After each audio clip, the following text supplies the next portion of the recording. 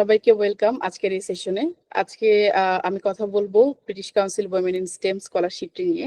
স্কলারশিপটা নিয়ে কথা বলার আগে আমি আমার ব্যাপারে একটু সংক্ষেপে বলি কেন আমি আপনাদের সামনে আজকে হচ্ছে এই স্কলারশিপটা নিয়ে উপস্থাপন করার জন্য এলিজিবল। আমি আজকে সেটাই একটু ছোট করে আমার প্রোফাইলটা একটু বলবো। তো আমি রিসেন্টলি হচ্ছে আমার মাস্টার্স শেষ করে এসেছি ইনফরমেশন টেকনোলজিতে ইউকে থেকে। আমার রেজাল্ট হয়েছিল ডিস্টিংশন, যেটা হচ্ছে ইকুইভ্যালেন্ট টু ফার্স্ট ক্লাস। আর আমি আমার আন্ডার গ্রাজুয়েট শেষ করেছি সিএসসি থেকে, বাংলাদেশ একটি প্রাইভেট ইউনিভার্সিটি থেকে, ইউডা, এবং আমার সিজিপিএ ছিল 3.72। আর এছাড়া পাশাপাশি আমার ওয়ার্ক এক্সপিরিয়েন্স, আমি হচ্ছে যে ফ্রিল্যান্সার হিসেবে অনেক বছর কাজ করেছি, এবং আমি ওয়েব ডেভেলপার হিসেবে বাংলাদেশি আইটি কোম্পানিতে 3 বছরের মতো কাজ করেছি। তারপর ইউকে যাওয়ার পরে আমার এমএসসি শেষ করার পরে আমি হচ্ছে আরেকটি ইউকে কোম্পানির সাথে, সফটওয়্যার কোম্পানির সাথে একটি কন্ট্রাকচুয়াল 3 মাস বেসিসে একটি কাজ করেছি।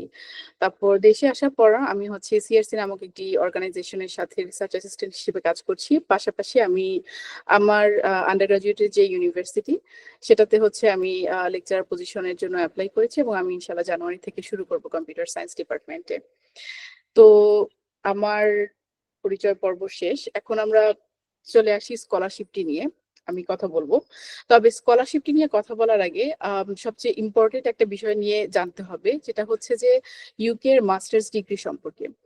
তো এটা কেন দরকার সেটা হচ্ছে স্কলারশিপের রিকোয়ারমেন্টের সময় আসলে হচ্ছে পরিষ্কারভাবে বোঝা যাবে। তো ইউকে তে 2 ধরনের মাস্টার্স অফার করা হয়। একটা হচ্ছে পিজিটি এবং আরেকটা হচ্ছে পিজিআর। পিজিটি হচ্ছে পোস্ট গ্রাজুয়েট ডট মাস্টার্স, এবং পিজিআর হচ্ছে পোস্ট গ্রাজুয়েট রিসার্চ মাস্টার্স। তো দুটোর মধ্যে পার্থক্য যারা জানেন না তাদের জন্য বলছি। পোস্ট গ্রাজুয়েট ডট মাস্টার্স সেটাতে আপনার কোর্সগুলো মূলত হয় হচ্ছে আপনার মানে কোর্স বেসড, এখানে রিসার্চটা অনেক কম দরকার হয়। তো পোস্ট গ্রাজুয়েট ডটটা হচ্ছে মূলত যারা ইন্ডাস্ট্রিতে কাজ করে এবং হচ্ছে যে ইন্ডাস্ট্রিতেই থাকার জন্য ইন্টারেস্টেড, তাদের জন্য post graduate dot masters offer করা হয়। আর পোস্ট গ্রাজুয়েট রিসার্চ, যেটা নামের মধ্যেই আছে, যে এই রিসার্চটা মধ্যে মেইনলি মডিউলগুলো রিসার্চ বেসড হয়, এবং আপনার যখন ফাইনাল থিসিসটা, আপনাকে হচ্ছে একটা রিসার্চ করতে হয়, রিসার্চ থিসিস সাবমিট করতে হয়। তো এবং হচ্ছে যে পিজিআর তাদের জন্য অফার করা হয় যারা মেইনলি একাডেমিয়াতে থাকার জন্য হচ্ছে ইন্টারেস্টেড থাকে, এবং পরবর্তীতে পিএইচডি রুটে যেতে ইন্টারেস্টেড থাকে। পিজিটি থেকেও আপনি পিএইচডি রুটে যেতে পারবেন, কিন্তু মেইন পার্থক্য হচ্ছে রিসার্চ বেসড মাস্টার্সে আপনাকে মূলত হচ্ছে পিএইচডির আগে যে রিসার্চের জন্য যে ট্রেনিং গুলো থাকে অনেকখানি সেটা কভার হয়ে যায়। আর পিজিটিতে মেইনলি হচ্ছে আপনার অনেক বেশি হচ্ছে ইন্ডাস্ট্রি লেভেল এক্সপোজার থাকে। আপনি চাইলে হচ্ছে যে ইভেন ইন্টার্নশিপ হচ্ছে ইন্ডাস্ট্রিতে করতে পারবেন, অথবা হচ্ছে আপনার যে ফাইনাল সাবমিশনটা থাকে কখনো সেটা থিসিস থাকে, কখনো সেটা ইন্ডাস্ট্রির সাথে প্রজেক্ট হিসেবে থাকতে পারে। সো এই দুটো হচ্ছে যে পিজিটি এবং পিজিআর এর মধ্যে মোটা দাগে পার্থক্য। আমাদের এই স্কলারশিপটি অনেক বেশি হচ্ছে যে পিজিটি নির্ভর, এবং পিজিআর এর জন্য খুবই কম কোর্স এটি অফার করে। পিজিআর সম্পর্কে নিয়ে যদি আরো বেশি জানতে হয়, আমরা আজকে মূলত পিজিটি নিয়ে কথা বলবো, বাট পিজিআর নিয়ে যদি আরো বেশি জানতে চান, নিয়াজ ভাইয়ের ভিডিও আছে এলএসএ লিটের ইউটিউবে চ্যানেলে, ওখানে উনি অনেক বিস্তারিত ভাবে সুন্দর করে এক্সপ্লেন করেছেন পিজিআর এর বৈশিষ্ট্যগুলো। তো এখন চলে যাই স্কলারশিপের পার্টটায়। কেন এই স্কলারশিপটা অফার করা হয় এবং কাদের জন্য মূলত?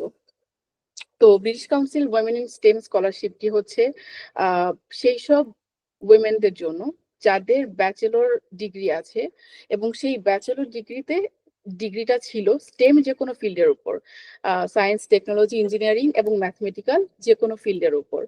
তো এখানে কোনো হচ্ছে নির্দিষ্ট ধরাবাধা নেই যে কম্পিউটার হতে হবে বা হচ্ছে ম্যাথমেটিক্যাল হতে হবে। স্টেম একটি ব্রডার সাবজেক্ট। তো আপনি স্টেমের মধ্যে যে কোনো সাবজেক্টের মধ্যে পড়লে তাদের এই স্কলারশিপের জন্য এলিজিবল হবেন। এই স্কলারশিপটি হচ্ছে মূলত উইমেনদের জন্য, যার কারণে এটা লেখা আছে British Council women in stem. এখানে কোনো ছেলে বা মেন পার্টিসিপেট করতে পারেন না। এবং এই স্কলারশিপের মূল উদ্দেশ্য যেটা সেটা হচ্ছে যে স্টেম ফিল্ডে মেয়েদের অংশগ্রহণটাকে একটু বৃদ্ধি করা। আমাদের স্টেম ফিল্ডে ওয়ার্ল্ড ওয়াইড মেয়েদের অংশগ্রহণ অনেক কম।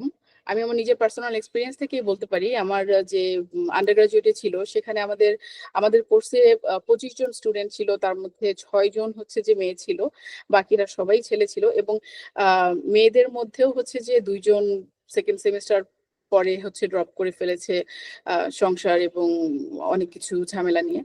এবং আমি যখন ইউকে তে মাস্টার্স করতে গিয়েছি আমি ভেবেছি যে গ্লোবালি হয়তো চিত্রটা একটু ভিন্ন হতে পারে, কিন্তু গ্লোবালিও চিত্রটা ভিন্ন ছিল না। আমি যখন ইউকে তে মাস্টার্স করতে গিয়েছি সেখানেও আমার কোর্সে আমি সহ আর 4 জন মাত্র মেয়ে ছিল, বাকি 19 জন ছেলে ছিল। তো সবখানেই সব স্টেম ফিল্ডেই মেয়েদের চেয়ে ছেলেদের প্রপোর্শনটা অনেক বেশি। তো এখানে মেয়েদের অংশগ্রহণটা বৃদ্ধি করার জন্য, মেয়েদেরকে স্টেম ফিল্ডে উৎসাহিত করার জন্য মূলত এই স্কলারশিপটি অফার করা হয়। এই স্কলারশিপের সাথে ব্রিটিশ কাউন্সিলের সাথে ইউকের বেশ কিছু ইউনিভার্সিটি পার্টনারশিপে এই স্কলারশিপটি অফার করে।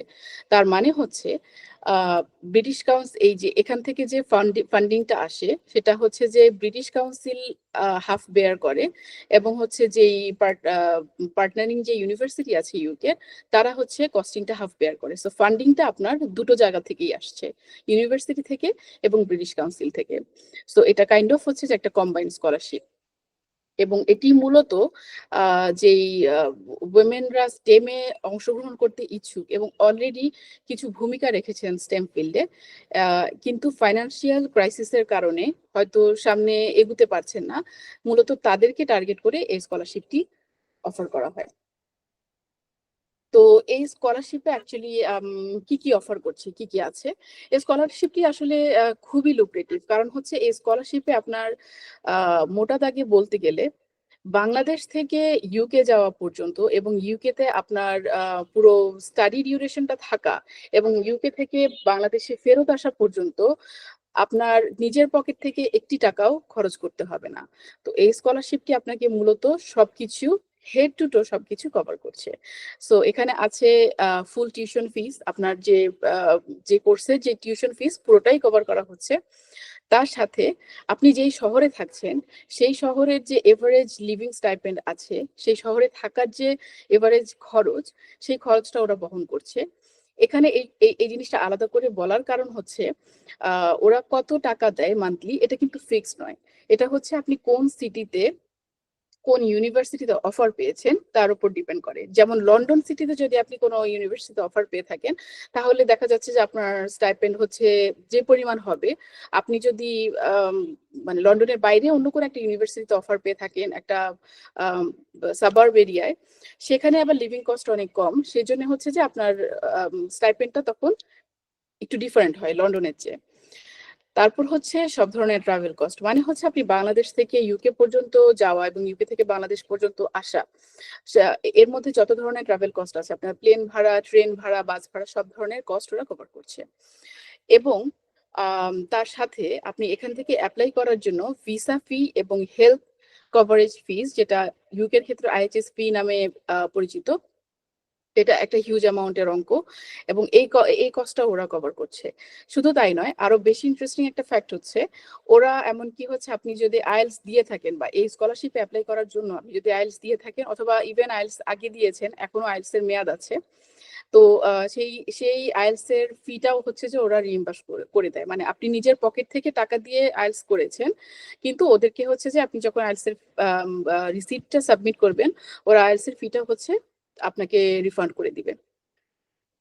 তো এটাই হচ্ছে যে স্কলারশিপটা অফার করে। তবে আরেকটা জিনিস এর আগে অফার করতো, যেটা এই বছর থেকে সম্ভবত আর অফার করছে না, সেটা হচ্ছে যে ওরা আপনার যদি কোনো ডিপেন্ডেন্ট থেকে থাকে, যেমন কিডস, স্পেশালি কিডসদের খরচও ওরা কভার করতো। তবে এই বছর থেকে 2023 মানে 2024 সেশনে ওরা এই জিনিসটি অফার করেনি। কেন সেটা হচ্ছে যে আমি বলছি, কারণ হচ্ছে যে ইউকে সরকারের পিজিটি এবং পিজিআর সংক্রান্ত রুলস চেঞ্জিং এর কারণে ওদের এই রুলসটা হচ্ছে যে একটু চেঞ্জ হয়েছে। এটা নিয়ে আমি বিস্তারিত পরে কথা বলছি। তো এখন আসি যে আপনি এই রিকোয়ারমেন্ট, এই স্কলারশিপে অ্যাপ্লাই করার জন্য কি কি রিকোয়ারমেন্ট প্রয়োজন। প্রথম কথা হচ্ছে যে আপনি একজন ওয়েমেন হিসেবে আইডেন্টিফাই করতে হবে। আপনাকে একজন ওয়েমেন হতে হবে। এবং দ্বিতীয় এলিজিবিলিটি হচ্ছে যে আপনাকে যে এলিজিবল কান্ট্রি গুলো আছে এই কান্ট্রি গুলোর একজন পার্মানেন্ট রেসিডেন্ট হতে হবে। তো এলিজিবল কান্ট্রির মধ্যে আছে আমেরিকা, সাউথ এশিয়ার অনেকগুলো country, east Asia, western Balkan, central Asia, Brazil, Egypt, Mexico and turkey. তো এর মধ্যে যে কান্ট্রি গুলো আছে সেই সবগুলো কান্ট্রি হচ্ছে এই এলিজিবল কান্ট্রি লিস্টের মধ্যে পড়ে। তো আমাদের বাংলাদেশও এই এলিজিবল কান্ট্রি লিস্টের মধ্যে আছে। এবং আপনি একটি স্টেম রিলেটেড এরিয়ায় পড়াশোনা করেছে এবং স্টেম রিলেটেড এরিয়ায় আপনার কিছু ওয়ার্ক এক্সপিরিয়েন্স আছে, অথবা আপনি কোনোভাবে ইন্টারেস্ট দেখিয়েছেন। এই ইন্টারেস্টটি আপনি হচ্ছে যে অনেকভাবেই হতে পারে। অনেকেই হচ্ছে স্টুডেন্ট থাকাকালীন অবস্থায় ইন্টার্নশিপ করে, অথবা হচ্ছে কোথাও ভলান্টিয়ার কাজ করে, অথবা মানে যে কোনো কিছুই হতে পারে যেখান থেকে বোঝা যায় যে আপনি আপনার পড়াশোনার বাইরেও আপনি স্টেম ফিল্ডে কোনো একটা দিকে অবদান রেখেছেন। আর এছাড়া হচ্ছে যে ওয়ার্ক এক্সপিরিয়েন্স, আপনার যদি ওয়ার্ক এক্সপিরিয়েন্স থেকে থাকে তাহলে এটা খুবই ভালো একটা প্লাস পয়েন্ট। এবং আপনার হচ্ছে একটি আন্ডার গ্রাজুয়েট ডিগ্রি থাকতে হবে স্টেম রিলেটেড এরিয়ায়। আপনি আপনার ফিনান্সিয়াল সাপোর্ট প্রয়োজন, এটা হচ্ছে যে আপনি খুব ভালো মতো ওদেরকে ডেমনস্ট্রেট করতে পারছেন। ওরা যদি কোনো কারণে মনে করে থাকে যে আপনি নিজে পড়তে কেপেবল, তাহলে আপনি এলিজিবল হবেন না এই স্কলারশিপে অ্যাপ্লাই করার জন্য। আরেকটি শর্ত হচ্ছে যে আপনি ইউকে থেকে কোনো ধরনের অন্য আদার সোর্স থেকে আপনি ফান্ডিং পাচ্ছেন না। আপনি ইউকে থেকে কোনো রিমোট জব হতে পারে, অন্য কোনো ফান্ডিং হতে পারে, এই কোনো কিছুই হচ্ছে যে আপনি ইউকে থেকে পাচ্ছেন না। সোজা কথা, আপনি ইউকে থেকে আপনার কাছে কোনো ফিনান্সিয়াল সাপোর্ট আসেনি। এবং আরেকটা গুরুত্বপূর্ণ শর্ত হচ্ছে আপনি ইউকেতে এর আগে কখনো পড়াশোনা করেননি অথবা থাকেননি। এই পড়াশোনাটা শুধু যে গিয়ে পড়াশোনা সেটাও নয়। আপনি যদি অনলাইনেও কোনো ডিগ্রি নিয়ে থাকেন ইউকে থেকে, তাহলেও আপনি এক্ষেত্রে এলিজিবল হবেন না। তবে শর্ট কোর্সের ক্ষেত্রে ব্যাপারটা ভিন্ন। মানে শর্ট কোর্স বলতে আমি বোঝাচ্ছি যে অনেক সময় হচ্ছে যে একদম 1 মাসের বা 2 মাসের কোর্সেরা বা হচ্ছে অন্যান্য জায়গায় কিছু কোর্স থাকে, সেগুলো এটার ক্ষেত্রে এলিজিবল হবে না। কিন্তু যদি আপনি কোনো ফুল ফ্লেজ পড়াশোনা করে থাকেন, ইভেন যদি সেটা রিমোটলিও হয়, তাহলে হচ্ছে আপনি এলিজিবল হবেন না। আর আরেকটা ছোট্ট রিকোয়ারমেন্ট আছে যেটা আসলে মানে আপনার যদি অন্যান্য জিনিস স্ট্রং থাকে তাহলে এটা ওয়েভও করা যায়। ব্যাপারটা হচ্ছে যে আপনার এর আগে কখনো ইন্টারন্যাশনাল এক্সপোজার হয়নি। তার মানে হচ্ছে আপনি এর আগে বাইরে কোথাও পড়াশোনা করেননি, বাইরে কোথাও কাজ করেননি, অথবা রিমোটলিও কাজ করেননি। সোজা কথায় ইন্টারন্যাশনাল এক্সপোজার আপনার কম হয়েছে বা হয়নি। তো এরকম হলে হচ্ছে আপনি এই স্কলারশিপটির জন্য অ্যাপ্লাই করার জন্য এলিজিবল হবেন। এখন আসি যে আপনার কি কি ডকুমেন্ট প্রয়োজন হবে এই স্কলারশিপে যদি আপনি অ্যাপ্লাই করতে চান। প্রথমত আপনার হচ্ছে যে একাডেমিক যত ট্রান্সক্রিপ্ট আছে এবং সার্টিফিকেট আছে আপনার আন্ডার গ্রাজুয়েট ডিগ্রি, সবগুলো প্রয়োজন হবে। অফিসিয়াল যে ট্রান্সক্রিপ্ট এবং সার্টিফিকেট। তারপর হচ্ছে আপনার ইংলিশ প্রফিসিয়েন্সি হচ্ছে যে প্রুফ লাগবে, সেটা আইএলটিএস হতে পারে, অথবা কিছু কিছু ইউনিভার্সিটি আপনাকে হচ্ছে মিডিয়াম অফ ইনস্ট্রাকশন দিয়েও হচ্ছে যে অ্যালাউ করে, আবার অনেকে ডুওলিঙ্গো অ্যালাউ করে। এটা আসলে পুরোপুরি ইউনিভার্সিটির উপর ডিপেন্ড করে। তারপর হচ্ছে আপনার একটা পার্সোনাল স্টেটমেন্ট অথবা মোটিভেশন লেটার প্রয়োজন হবে, যেখানে আপনি মেনশন করবেন যে কেন আপনি ইউকে তে পড়তে চাচ্ছেন, কেন আপনি এই সাবজেক্টটায় এই কোর্সে পড়তে চাচ্ছেন, এতে আপনার কি উপকার হবে এবং আপনি এটা পড়ে ভবিষ্যতে কি করতে চাচ্ছেন। তারপরে আরেকটা লেটার লাগবে আপনার স্কলারশিপ মোটিভেশন।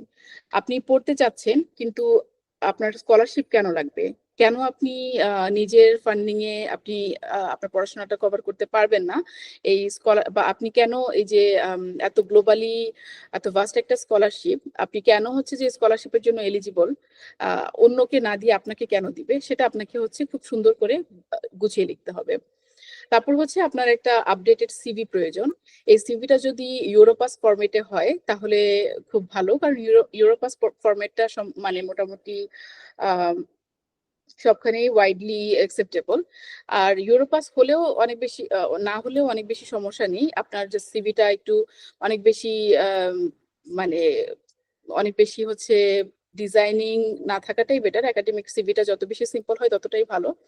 তো আপনার একদম রিসেন্ট সব ধরনের অ্যাচিভমেন্ট দিয়ে আপনার একটা আপডেটেড সিভি এবং আপনার কিছু লেটার অফ রেকমেন্ডেশনস লাগবে, একাডেমিক অথবা প্রফেশনাল হতে পারে। আপনি যদি কাজ করে থাকেন আপনার সুপারভাইজারের কাছ থেকে হতে পারে, এবং আপনি পড়াশোনা করে থাকেন তাহলে আপনার প্রফেসরদের কাছ থেকে হচ্ছে লেটার অফ রিকমেন্ডেশন প্রয়োজন হবে।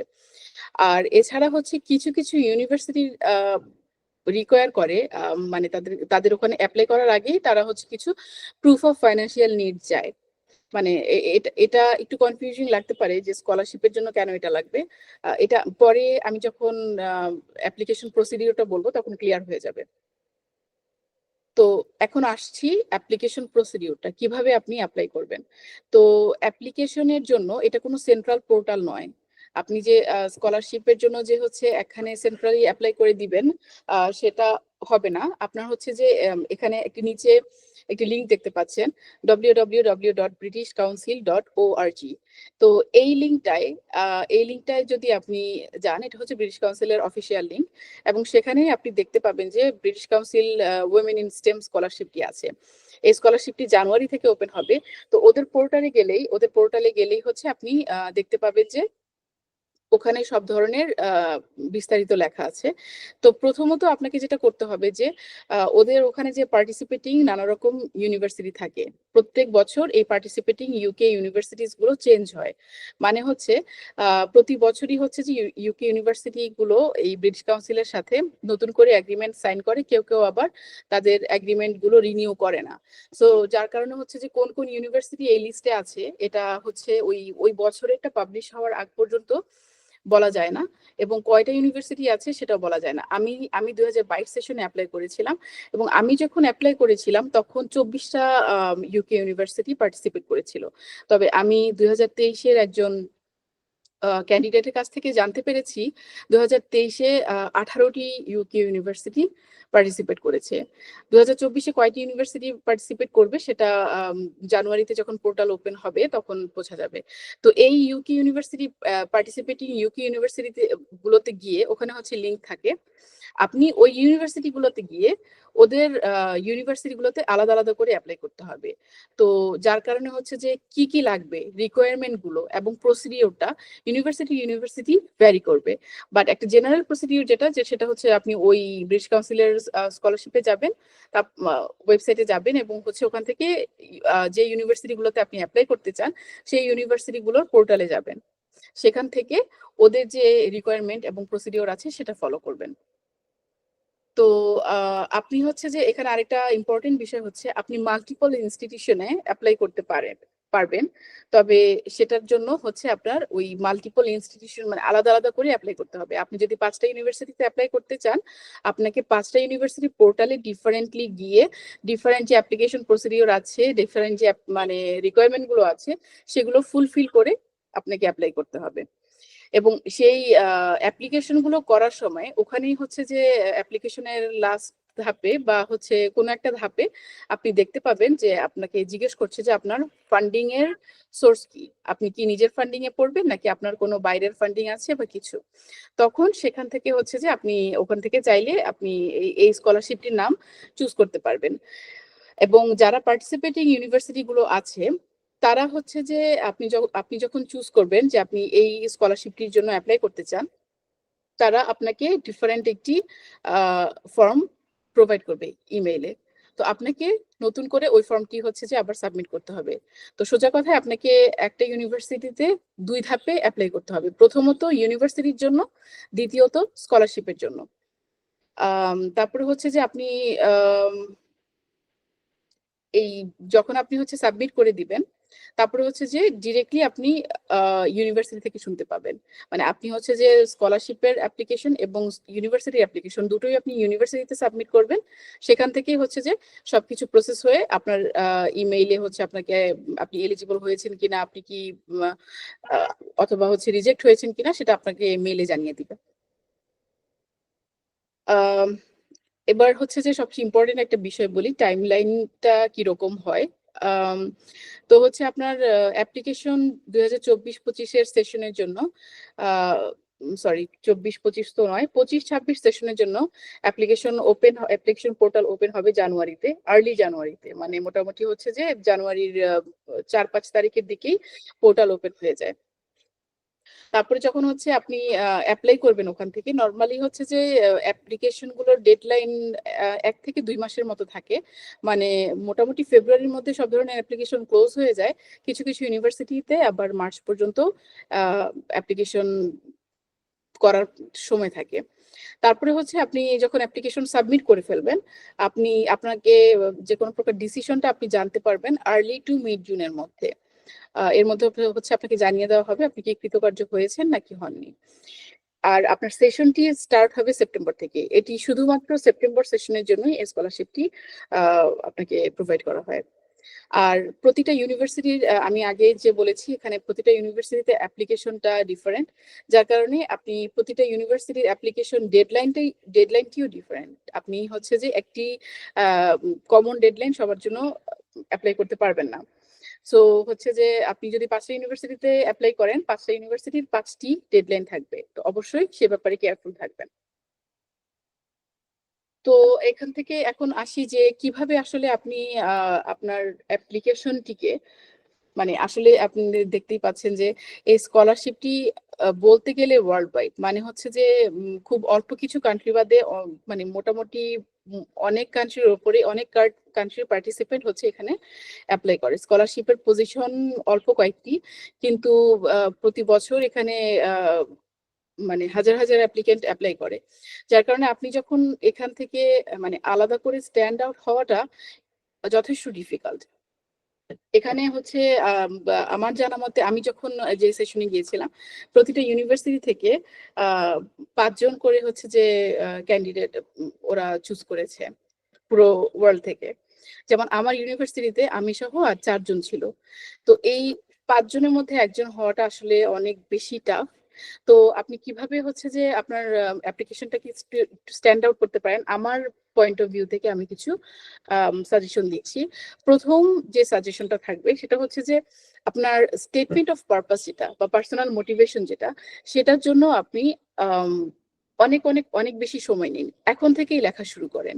মানে হচ্ছে আপনি দরকার হলে প্রয়োজন হলে আপনার অ্যাপ্লিকেশনের প্রবাবলি সবচেয়ে ইম্পর্টেন্ট পার্ট হচ্ছে যে আপনার এই স্টেটমেন্ট অফ পারপাস। যে আপনি কেন এই কোর্সটিতে পড়তে চাচ্ছেন? এই কোর্সটিতে পড়লে আপনি আপনার আপনার কি হবে, আপনার কি চেঞ্জ হবে বা আপনি সমাজে কি ধরনের ভূমিকা রাখতে পারবেন। এই জিনিসটা হচ্ছে যে আপনাকে অনেক ভালোভাবে এক্সপ্লেইন করতে হবে। তো আমি আমার এসওপি লেখার ক্ষেত্রে আমি মোটামুটি প্রায় 1.5 মাসের মতো সময় নিয়েছি। তো আমি আমার মেথডটা একটু ফলো করি। মানে আমি মেথডটা একটু শেয়ার করি আমি কিভাবে করেছি। তো আমি হচ্ছে যে দেখা যাচ্ছে যে আমি মাথায় যেগুলো আসছে আমার কথা আমি কি বলতে চাচ্ছি, সেগুলো হচ্ছে আমি ১ম এ একটা ওয়ার্ড ফাইলে লিখে ফেলেছি। তারপরে আমি যখন এভরিডে আমার এসওপির জন্য আমি একটা দিনের একটা নির্দিষ্ট সময় ঠিক করে রেখেছি যে এই সময়টা আমি বসে, বসে আমার এসওপি পড়বো। তো আমি মানে আমি প্রতিদিন আমার এসওপি পড়েছি এবং প্রতিদিন হচ্ছে যে আমি আমার এসওপিতে কিছু, কিছু করে লাইন চেঞ্জ করেছি। কোনদিন হয়তো কোনো লাইন চেঞ্জ করতে পারিনি, বাট আমার কাছে মনে হচ্ছে যে আমি আমার হচ্ছে এখানে যে আমার যে টোনটা আমি ফোটাতে চাচ্ছি, সেই টোনটা উঠছে না। তো আমি দেখা যাচ্ছে যে সেই টোনটা নিয়ে চিন্তা করছি। তো এভাবে করে আমি প্রায় ১ থেকে ১.৫ মাস সময় লাগিয়ে আমার এসওপিটা পলিশ করেছি। কিছু এক্সপার্টকে দেখিয়েছি। কিছু আ আ মানে হচ্ছে বা অনেকগুলো এসওপির সাথে আমার নিজের এসওপিটা কম্পেয়ার করেছি। তো আসলে আ খুব মজার বিষয় হচ্ছে যে ১ মাস আগে আমি যে এসওপিটা লিখেছি, আমি ইনিশিয়ালি যে এসওপিটা দিয়ে শুরু করেছি, আর ১ মাস পরে আমি যে এসওপিটা দিয়ে শেষ করেছি, আকাশ এবং পাতাল পার্থক্য। মানে কোনো মিলই ছিল না।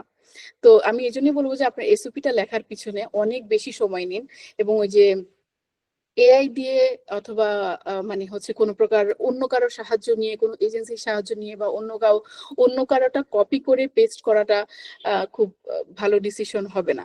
কারণ ওরা দেখতে চায় অথেন্টিক আপনাকে। আপনি ঠিক কি প্রেজেন্ট করতে চাচ্ছেন, আপনি কেন হচ্ছে যে হাজার হাজার অ্যাপ্লিকেন্টের মধ্যে থেকে আপনি আলাদা। তো আপনার এই আলাদা ইউনিকনেসটা কোনো এআই কিংবা অন্য কোনো মানুষ আপনাকে ফুটিয়ে তুলতে পারবে না। সেই জন্য আপনার নিজেকেই হচ্ছে যে অনেক বেশি সময় নিয়ে নিজেকে এক্সপ্রেস করতে জানতে হবে, নিজেকে এক্সপ্রেস করতে হবে আপনার এসওপি এবং স্কলারশিপ মোটিভেশন যে লেটারগুলো আছে সেগুলোর মধ্যে। এবং আরেকটি ইম্পর্টেন্ট বিষয়, এই দুটোই হচ্ছে যে একটা অ্যাপ্লিকেশনের অনেক বেশি হচ্ছে ইম্পর্টেন্ট পার্ট রাখে, সেটা হচ্ছে যে আপনার লেটার অফ রিকমেন্ডেশন। তো আপনি লেটার অফ আপনার রিকমেন্ডার আপনি কাকে চুজ করছেন এই ব্যাপারে হচ্ছে অনেক বেশি কেয়ারফুল থাকতে হবে। কারণ আপনার যদি হচ্ছে যে সময় মতো রিকমেন্ডেশনটা ইউনিভার্সিটির কাছে না পৌঁছায়, বা আপনার রিকমেন্ডেশনটা যদি হচ্ছে যে সুন্দর না হয়, মানে জেনেরিক হয়, যে একটা প্রফেসর যদি হচ্ছে আর বাকি 40টা স্টুডেন্টকে যেরকম রিকমেন্ডেশন দিচ্ছেন আপনাকেও সেরকম রিকমেন্ডেশনে দিয়েছেন, তাহলে কিন্তু আপনি স্ট্যান্ড আউট হবেন না। আপনার রিকমেন্ডেশন আপনি এসওপিটা যতটা সময় নিয়ে লিখতে হবে, রিকমেন্ডেশন লেটারটাও ততটাই আপনার পার্সোনাল হতে হবে। আপনি পার্সোনালি কতটুকু অ্যাচিভ করেছেন, আপনার যার কাছ থেকে রিকমেন্ডেশন নিয়েছেন সে আপনাকে পার্সোনালি কতটা রিকমেন্ড করছে অ্যাজ এ পার্সন, যে আপনি কতটুকু সাকসেসফুল হবেন, এই জিনিসটা আপনাকে খেয়াল করতে হবে। তো রিকমেন্ডার অনেকে এই জন্য মানে চেষ্টা করেন যে দেখা যাচ্ছে ভার্সিটির ডিন অথবা রেজিস্ট্রার এমন কারো হচ্ছে যে মনে করছেন যে যত বেশি পজিশন ভালো তত হয়তো রিকমেন্ডেশনটা ভালো হবে, কিন্তু সবসময় কেসটা সেরকম না। কারণ হচ্ছে যে দেখা যাচ্ছে একটা একটা ভার্সিটির ডিন অথবা একটা ফুল ফ্লেজ প্রফেসর অথবা হচ্ছে যে যে রেজিস্ট্রার স্যার থাকেন, উনারা আসলে অনেক ব্যস্ত থাকেন এবং দেখা যাচ্ছে উনি হয়তো আপনার সাথে পার্সোনালি আপনাকে ওভাবে চেনেন না, বা পার্সোনালি হয়তো আপনার সাথে ওভাবে কানেকশন নেই যে আপনার জন্য একটু সময় নিবেন, একটু যত্ন করে জিনিসটা লিখবেন। আর বাংলাদেশের অ্যাসপেক্টে আমি আমার নিজের পার্সোনাল এক্সপিরিয়েন্স সেটাই, যে হচ্ছে টিচাররা বলে দেন যে নিজে লিখে নিয়ে আসতে আর কি। আমি লিখে নিয়ে গিয়েছি, ওনারা দেখে দিয়েছেন, একটু প্রুফ রিড করে দিয়েছেন এবং তারপর ওনারা সেটা সাবমিট করেছেন। তো এই ক্ষেত্রেও মানে এটাও যদি হয় এবং অথবা যদি হচ্ছে উনি নিজে লিখছেন এমনও যদি হয়, সেক্ষেত্রেও হচ্ছে যে যেই প্রফেসরের সাথে আপনার একটা পার্সোনাল সম্পর্ক আছে, যে প্রফেসরের সাথে আপনি সরাসরি কাজ করেছেন এবং যে প্রফেসর আপনার ওই জেনেরিক কথার বাইরে আপনার ব্যাপারে একদম পরিষ্কারভাবে কিছু স্পেশাল কথা লিখতে পারবেন, এমন প্রফেসরই আপনি চুজ করবেন। সেটা যদি হচ্ছে যে আপনার হয়তো ডেজিগনেশনের দিক দিয়ে অনেক বেশি উপরে নন বা অনেক বেশি হচ্ছে যে সিনিয়র নন, সেক্ষেত্রেও হচ্ছে যে ওটা না হলেও মানে চলবে আর কি, কিন্তু মেইনলি কি লিখছেন উনি আপনার ব্যাপারে, এটা হচ্ছে সবচেয়ে বেশি ইম্পর্টেন্ট। তো এই রিকমেন্ডার কাকে রাখছেন এটা হচ্ছে যে আপনি অবশ্যই অনেক কেয়ারফুলি হচ্ছে যে চুজ করবেন। আর এজন্য আপনার আন্ডার গ্রাজুয়েট লেভেল থেকেই টিচারদের সাথে একটা ভালো সম্পর্ক, বা হচ্ছে যে কয়েকজন টিচারকে টার্গেট করবেন যে তাদের কাছ থেকে আপনি রিকমেন্ডেশন লেটার নিবেন এবং তাদেরকে এই ব্যাপারটা জানিয়ে রাখা, তাদের সাথে হচ্ছে যে একটা ভালো সম্পর্ক মেনটেন করা, এই জিনিসগুলো হচ্ছে আন্ডার গ্রাজুয়েট লেভেল থেকেই করলে কাজটা সহজ হয়ে যায়। আর আরেকটা যেটা ইম্পর্টেন্ট কথা, যে যেহেতু হচ্ছে এই স্কলারশিপটি আপনার অনেকগুলো university different different portal, different application requirement, different application procedure, different deadline. তো এই সবগুলো হচ্ছে যে একসাথে মানে একটু কনফিউজ লাগাটা খুবই স্বাভাবিক। তো আপনি যেটা করতে পারেন সেটা হচ্ছে যে খুব একটা এক্সেল শিট তৈরি করে ফেলতে পারেন, যে আমি ঠিক এই ইউনিভার্সিটি গুলোতে অ্যাপ্লাই করব, এদের সাথে হচ্ছে যে আমার রিকোয়ারমেন্ট মিলছে, বা এদের এখানে আমি পড়তে চাই, এখানে আমার কোর্স আছে। এখানে হচ্ছে যে আপনি কিন্তু চাইলেই হচ্ছে যে সব ইউনিভার্সিটিতে আসলে পড়তে পারবেন না, কারণ হচ্ছে যে প্রতিটা ইউনিভার্সিটি আবার সবগুলো সাবজেক্ট অফার করে না। যেমন আমার ইউনিভার্সিটি হচ্ছে যে যেটা ওরা যেটা কোলাবোরেট করেছিল, ওরা শুধু 2টা কোর্সের জন্য কোলাবোরেট করেছিল, একটা হচ্ছে ইনফরমেশন টেকনোলজি আর আরেকটা হচ্ছে আর্টিফিশিয়াল ইন্টেলিজেন্স। আমার ইউনিভার্সিটিতে কিন্তু আরো অনেকগুলো স্টেম সাবজেক্ট আছে, কিন্তু ওরা কোলাবোরেট করেনি, শুধু এই 2টা কোর্সের জন্য আমার ইউনিভার্সিটি ব্রিটিশ কাউন্সিলের সাথে কোলাবোরেট করেছে। তো তেমনি প্রত্যেকটা ইউনিভার্সিটি হচ্ছে যে একটা কিংবা 2টা কোর্স নিয়ে কোলাবোরেট করে। তো এগুলো হচ্ছে যে আপনার চেক করতে হবে। দেখা যাচ্ছে যে আপনি একটা ইউনিভার্সিটি চুজ করছেন, যে ইউনিভার্সিটিতে স্টেম সাবজেক্ট আছে 5টি, আপনি হয়তো দেখা যাচ্ছে কম্পিউটার সায়েন্সেই পড়তে চাচ্ছেন, কম্পিউটার সায়েন্স রিলেটেড 5টি কোর্স আছে, ডাটা সায়েন্স আছে, আর্টিফিশিয়াল ইন্টেলিজেন্স আছে, ইনফরমেশন টেকনোলজি আছে, সাইবার সিকিউরিটি আছে। কিন্তু এর মধ্যে হয়তো একটি ব্রিটিশ কাউন্সিল স্কলারশিপের সাথে ওরা হচ্ছে পার্টিসিপেট করেছে, হয়তো দেখা যাচ্ছে সাইবার সিকিউরিটি পার্টিসিপেট করেছে। তো আপনি যদি এই স্কলারশিপটি পেতে চান, আপনাকে অবশ্যই শুধু সাইবার সিকিউরিটিতে অ্যাপ্লাই করতে হবে। আপনি চাইলেও আর্টিফিশিয়াল ইন্টেলিজেন্সে অ্যাপ্লাই করতে পারবেন না। পারবেন, কিন্তু সেটা আপনি স্কলারশিপের জন্য আপনি এলিজিবল হবেন না, সেটা আপনাকে সেলফ ফান্ডে করতে হবে। তো এই ব্যাপারগুলো আসলে একটু কনফিউজিং হয়ে যায় অনেকগুলো ইউনিভার্সিটি মিলে। তো আপনি ওই যে যেটা বললাম যে একটা এক্সেল শিট ক্রিয়েট করে একটি ইউনিভার্সিটির নাম লিখবেন, কোর্সের নাম লিখবেন, তার রিকোয়ারমেন্ট গুলো কি কি লাগবে সেগুলো লিখবেন, তারপরে সেটার প্রসিডিউর গুলো কি, সেটা তারা কি কি ডকুমেন্ট চাচ্ছে, তাদের ডেডলাইন কি, এভাবে হচ্ছে এক্সেল ফাইলে আপনি যদি স্টোর করে রাখেন, তাহলে আপনি ওই কনফিউজিং যে ব্যাপারটা, এটা আস্তে আস্তে আপনার জন্য সর্ট আউট হয়ে যাবে, আপনার জন্য এটা ইজি হবে। তো এগুলোই হচ্ছে যে আমার কাছে মনে হচ্ছিল যে আমার নিজের অ্যাপ্লিকেশনের সময় আমি ফেস করেছি। তো এই ব্যাপারগুলো নিয়ে একটু কেয়ারফুল থাকলে আপনি সহজেই হচ্ছে স্কলারশিপটির তে অ্যাপ্লাই করে ফেলতে পারবেন।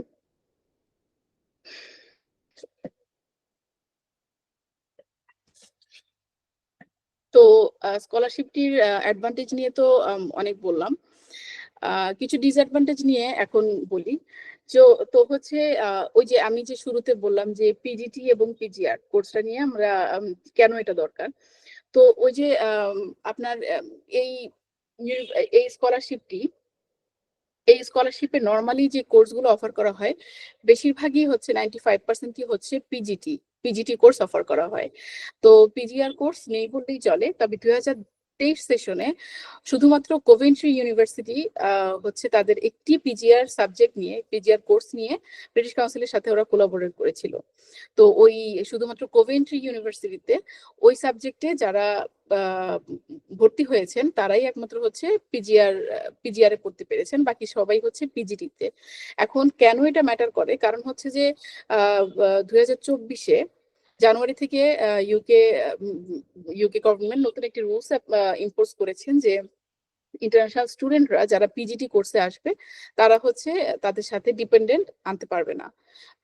অন দি আদার হ্যান্ড যারা পিজিআর কোর্সে আছে তারা তাদের সাথে ডিপেন্ডেন্ট আনতে পারবে। তো এই রুলস এর চেঞ্জের কারণে হচ্ছে যে এই ব্যাপারটা হচ্ছে অনেক বেশি ইম্পর্টেন্ট হয়ে গিয়েছে। অনেক মেয়েদের পক্ষে হচ্ছে যে দেখা যাচ্ছে যারা ম্যারিড থাকছেন, যাদের বাচ্চা আছে, বা কোনোভাবেই হয়তো ফ্যামিলি ছাড়া বা স্পাউস ছাড়া হচ্ছে যাওয়া সম্ভব নয়, তো তাদের ক্ষেত্রে হচ্ছে যে এটা একটা মানে প্রবলেম হয়ে দাঁড়ায় আর কি। তো এটাই হচ্ছে যে একটা ডিসঅ্যাডভান্টেজ। তারপর হচ্ছে আরেকটা ডিসঅ্যাডভান্টেজ যেটা আমি আগেই বলেছি যে কোর্সের চয়েস সবসময় অনেক বেশি থাকে না। যেমন হচ্ছে আমার ইনিশিয়াল ইন্টারেস্ট ছিল আমি আর্টিফিশিয়াল ইন্টেলিজেন্স নিয়ে ফার্দার পড়বো, কিন্তু আমার ইউনিভার্সিটি থেকে ওটা হচ্ছে অফার করেনি। আমি মনে হয় কিছুক্ষণ আগে বলেছি ওটা অফার করেছি, ওটা অফার করেনি, ওটা ডাটা সায়েন্স অফার করেছিল। তো যার কারণে হচ্ছে যে আমি মানে হচ্ছে আর্টিফিশিয়াল ইন্টেলিজেন্সে অ্যাপ্লাই করতে পারিনি, কারণ আমার পক্ষে সেলফ ফান্ডিং এ পড়তে যাওয়া সম্ভব ছিল না। তো এই যে কোর্সের একটা মানে কোর্স কোনটা চয়েস করবেন সেটা একটা লিমিটেড হয়ে যাচ্ছে। তো এটা একটা ডিসঅ্যাডভান্টেজ মনে হয়েছে। তারপর 3 নাম্বার ডিসঅ্যাডভান্টেজ যেটা যে আপনি এই স্কলারশিপে পড়াশোনা করলে আপনি পোস্ট স্টাডি ওয়ার্ক পারমিটের জন্য অ্যাপ্লাই করতে পারবেন না। ইউকে তে যদি আপনি নরমালি একটা মাস্টার্স করে থাকেন, সেটা পিজিটি কিংবা পিজিআর যে কোনো মাস্টার্সই হোক, আপনি পড়াশোনা শেষে 2 বছরের জন্য একটি পোস্ট গ্রাজুয়েট স্টাডি ওয়ার্ক পারমিটে যেতে পারবেন, যেখানে আপনি কাজ খুঁজতে পারবেন, এবং আপনি যদি কোনো কাজ পেয়ে যান, আপনি হচ্ছে যে স্পন্সর জব যদি পেয়ে যান, তাহলে সেখান থেকে আপনি আপনার ভিসাটা এক্সটেন্ড করতে পারবেন। কিন্তু এই স্কলারশিপটি যদি আপনি অ্যাভেল করেন, তাহলে হচ্ছে আপনি পিএসডব্লিউ ভিসার জন্য অ্যাপ্লাই করতে পারবেন না, আপনাকে দেশে ফেরত আসতে হবে। কিন্তু কিছু ক্ষেত্রে এটার হচ্ছে যে এক্সেমশন আছে। যেমন হচ্ছে যে আপনি যদি এখান থেকে পিএইচডি রুটে চলে যেতে চান, আপনি যদি আপনার মাস্টার্স শেষ করে সরাসরি ইউকে তে পিএইচডি তে ঢুকে যেতে চান, তাহলে সেটা আপনি করতে পারবেন। আপনি অথবা আপনি যদি পড়াশোনা থাকা অবস্থায় কোথাও থেকে স্পন্সর জব পেয়ে যান, তাহলেও হচ্ছে যে আপনি সেখানে ওয়ার্ক ভিসায় সুইচ করতে পারবেন দেশে ফেরত আসা ছাড়াই। কিন্তু এই দুটো রুটই হচ্ছে যে আসলে অনেক বেশি ডিফিকাল্ট, মানে তবে অসম্ভব নয় অবশ্যই, ডিফিকাল্ট কিন্তু অসম্ভব নয়। তো আপনি চাইলেই হচ্ছে যে এই দুটো রুট অ্যাভেল করতে পারবেন, বাট এই দুটো রুট ছাড়া অন্যান্য আর বাকি সাধারণ স্টুডেন্টদের জন্য যেমন পিএইচডব্লিউ রুটটা অ্যাভেলেবল থাকে, সেটা আপনি পাচ্ছেন না। আপনি যদি এই দুটো রুটের কোনোটাতেই সাকসেসফুল না হন, তাহলে আপনাকে দেশে ফেরত আসতে হবে। আর আরেকটা প্রবলেম, ডিসঅ্যাডভান্টেজ আমি যেটা বলবো সেটা হচ্ছে যে এই স্কলারশিপটি রিলেটিভলি নিউ। আমরা অন্যান্য যেসব স্কলারশিপ জানি, যেমন শেভনিং আছে, কমনওয়েলথ আছে, এগুলো আসলে অনেক বছর ধরে আছে এবং সবাই এটার ব্যাপারে জানে, এবং হচ্ছে এটার ওদের রুলস এবং রেগুলেশনস গুলো একদম ফিক্সড। তো খুবই অল্প হচ্ছে যে ওদের দেখা যাচ্ছে যে চেঞ্জ হয়, কিন্তু এই স্কলারশিপটি রিলেটিভলি যথেষ্ট নতুন। এটি হচ্ছে 2020 থেকে ওরা হচ্ছে স্কলারশিপটি অফার করছে, যার কারণে নতুন হওয়ার কারণে আমার কাছে মনে হয়েছে যে ওরা ওরা ওদের রুলস এন্ড রেগুলেশনস গুলো এভরি ইয়ার হচ্ছে চেঞ্জ করছে। দেখা যাচ্ছে আমি আমার 2022-এ আমি যে রুলস গুলো পেয়েছি, আমি যখন 2024-এর একজনের সাথে কথা বলছি, আমি দেখছি যে অনেক রুলস তারা তারা ডিফারেন্ট পেয়েছে। তো এই ক্ষেত্রগুলোতে হচ্ছে যে আপনাকে খুব ভালো মতো চেক করতে হবে যে 2025-এর জানুয়ারিতে যখন হচ্ছে ওদের নতুন পোর্টাল ওপেন হবে, তখন হচ্ছে যে দেখা যাবে যে ওদের নতুন আর কোনো রুলস চেঞ্জ হয়েছে কিনা, কিংবা হচ্ছে যে কি ধরনের রুলস গুলো হচ্ছে যে ওরা আগের রুলস দেখা যাচ্ছে যে যেমন 2020-এ যারা গিয়েছে তারা কিন্তু পিএসডব্লিউ ভিসায় অ্যাপ্লাই করতে পেরেছে। 2020 থেকে 22 পর্যন্ত দুটো সেশনে যারা গিয়েছে তারা পিএসডব্লিউ ভিসায় অ্যাপ্লাই করতে পেরেছে। তারপর যখন 22 এবং 23 এবং 24 সেশনে, লাস্টের দুইটা সেশনে, তারা আবার তাদের জন্য আবার রুলসটা চেঞ্জ হয়ে তারা আবার পিএসডব্লিউ ভিসায় অ্যাপ্লাই করতে পারেনি। তারপরে আবার হচ্ছে যে, এবং আমাদের সময় আমি যখন গিয়েছিলাম তখন হচ্ছে যে ওই যে পিএইচডি কিংবা স্পন্সর জবের রুটে সুইচ করার রুলসটা ছিল না। কিন্তু 2024-এ আমি হচ্ছে যে অ্যাপ্লিকেন্টের সাথে কথা বলে জানতে পেরেছি যে ওরা 2024-এর রুটে পিএইচডি এবং স্পন্সর জবটা ওরা অ্যাভেলেবল করেছে। তো আপনাকে দেখতে হবে যে 2025-এ ওরা আর কি ধরনের রুলসটা চেঞ্জ করেছে। তারপরে হচ্ছে যে আপনার এই স্কলারশিপটা আসলে খুবই লিমিটেড, এবং হচ্ছে ওয়ার্ল্ড ওয়াইড অনেক অনেক অনেক মানুষ হচ্ছে অ্যাপ্লিকেশন করে। তো যার কারণে হচ্ছে আপনার অ্যাপ্লিকেশনটা অনেক অনেক অনেক বেশি টাফ থাকে। যেমন আমার ইউনিভার্সিটি কোহর্ট থেকে আমাকে বলা হয়েছিল যে যখন আমাদের সাথে মিটিং ছিল, আমরা 5 জন হচ্ছে যে সিলেক্ট হয়েছিলাম, আমাদেরকে বলা হয়েছিল যে অ্যাপ্লাই করেছিল 7,000 মানুষ, শুধুমাত্র একটা ইউনিভার্সিটিতে একটা কোর্সের জন্য। তো উনারা বলছিলেন যে 7,000 মানুষ থেকে 5 জন মানুষ চয়েস করাটা ওদের জন্য অনেক বেশি ডিফিকাল্ট ছিল, এবং হচ্ছে যে আমাদের জন্য যথেষ্ট ডিফিকাল্ট ছিল, কারণ হচ্ছে যে আমাদেরকে ওই যে আমাদের যে ডকুমেন্ট গুলো বা আমাদের যে ট্রু সেলফকে যে হচ্ছে এক্সপ্রেস করার বিষয়টা, যেমন আমি পার্সোনাল স্টেটমেন্টের কথা বলছিলাম, স্কলারশিপ মোটিভেশনের কথা বলছিলাম, তো আমাদেরকে হচ্ছে যে অনেক বেশি কেয়ারফুল হতে হয়েছে। যার কারণে দেখা যাচ্ছে যে হয়তো অথবা এবং আল্লাহ লাকি রেখেছিলেন, হয়ে গিয়েছে আর কি জিনিসটা। কিন্তু আপনি দেখেন যে 5টি স্কলারশিপের জন্য 7,000 মানুষ অ্যাপ্লাই করেছে একটা ইউনিভার্সিটিতে একটি কোর্সে। তো বাকি ইউনিভার্সিটি গুলোতে হচ্ছে যে এই ধরনের এবং তাছাড়া হচ্ছে আমি যে ইউনিভার্সিটিতে পড়েছি সেটা ছিল স্কটল্যান্ডে, একটু বাইরের দিকে, একটু সাবার্ব এরিয়ায়। কিন্তু ওই যে লন্ডনের ভিতরে যে স্কলারশিপ গুলো আছে, যে ইউনিভার্সিটি গুলো আছে, অথবা বার্মিংহাম আছে, ম্যানচেস্টারে আছে, এই ইউনিভার্সিটি গুলোতে অ্যাপ্লিকেন্ট আরো বেশি পড়ে। তো তাহলে আমি স্কটল্যান্ডের একটি সাবার্ব এরিয়ায় একটি ইউনিভার্সিটিতে যদি 7,000 অ্যাপ্লিকেশন থেকে থাকে, তাহলে আমি ধারণা করছি লন্ডনের ভিতরে ম্যানচেস্টার বা বার্মিংহামে হয়তো আরো অনেক বেশি অ্যাপ্লিকেন্ট ছিল, যাদের মধ্যে থেকে ওরা হচ্ছে যে 5 জন করে চুজ করা, এক একটা ইউনিভার্সিটিতে 5 জন করে চুজ করাটা যথেষ্ট ডিফিকাল্ট। তো আর আরেকটা ডিসঅ্যাডভান্টেজ আমি যেটা বলবো যে, যেটা হচ্ছে যে এই বছর থেকে ওরা নতুন করে এমপ্লয় করেছে যে ডিপেন্ডেন্টের জন্য ওরা কোনো স্টাইপেন্ড আর প্রোভাইড করছে না। আপনার যদি বাচ্চা থেকে থাকে, আপনার যদি স্পাউস থেকে থাকে, এবং তাদের জন্য হচ্ছে যে ওরা কোনো ধরনের স্টাইপেন্ড প্রোভাইড করছে না। তো এটাও আরেকটা ডিসঅ্যাডভান্টেজ, বিশেষ করে মেয়েদের জন্য, কারণ হচ্ছে অনেক মেয়েরাই হচ্ছে ম্যারিড থাকেন, বাচ্চা থাকেন, তো তাদের জন্য এটা একটা সমস্যা হয়ে দাঁড়ায় আর কি। এখন সুবিধা এবং অসুবিধা সবকিছুই বললাম। আমি যদি আমার নিজের পার্সোনাল এক্সপেরিয়েন্স শেয়ার করি যে আমি যে 2 বছর হচ্ছে ইউকে তে ছিলাম, স্কলারশিপটা নিয়ে আ এটা নিয়ে আমার কি অভিজ্ঞতা হয়েছে। তো আমার পার্সোনাল অভিজ্ঞতা আসলে আমি বলব যে আমার পুরো লাইফেই হয়তো হচ্ছে যে খুব চমৎকার একটি মানে ২ বছরের একটি চমৎকার একটি সময় কেটেছে।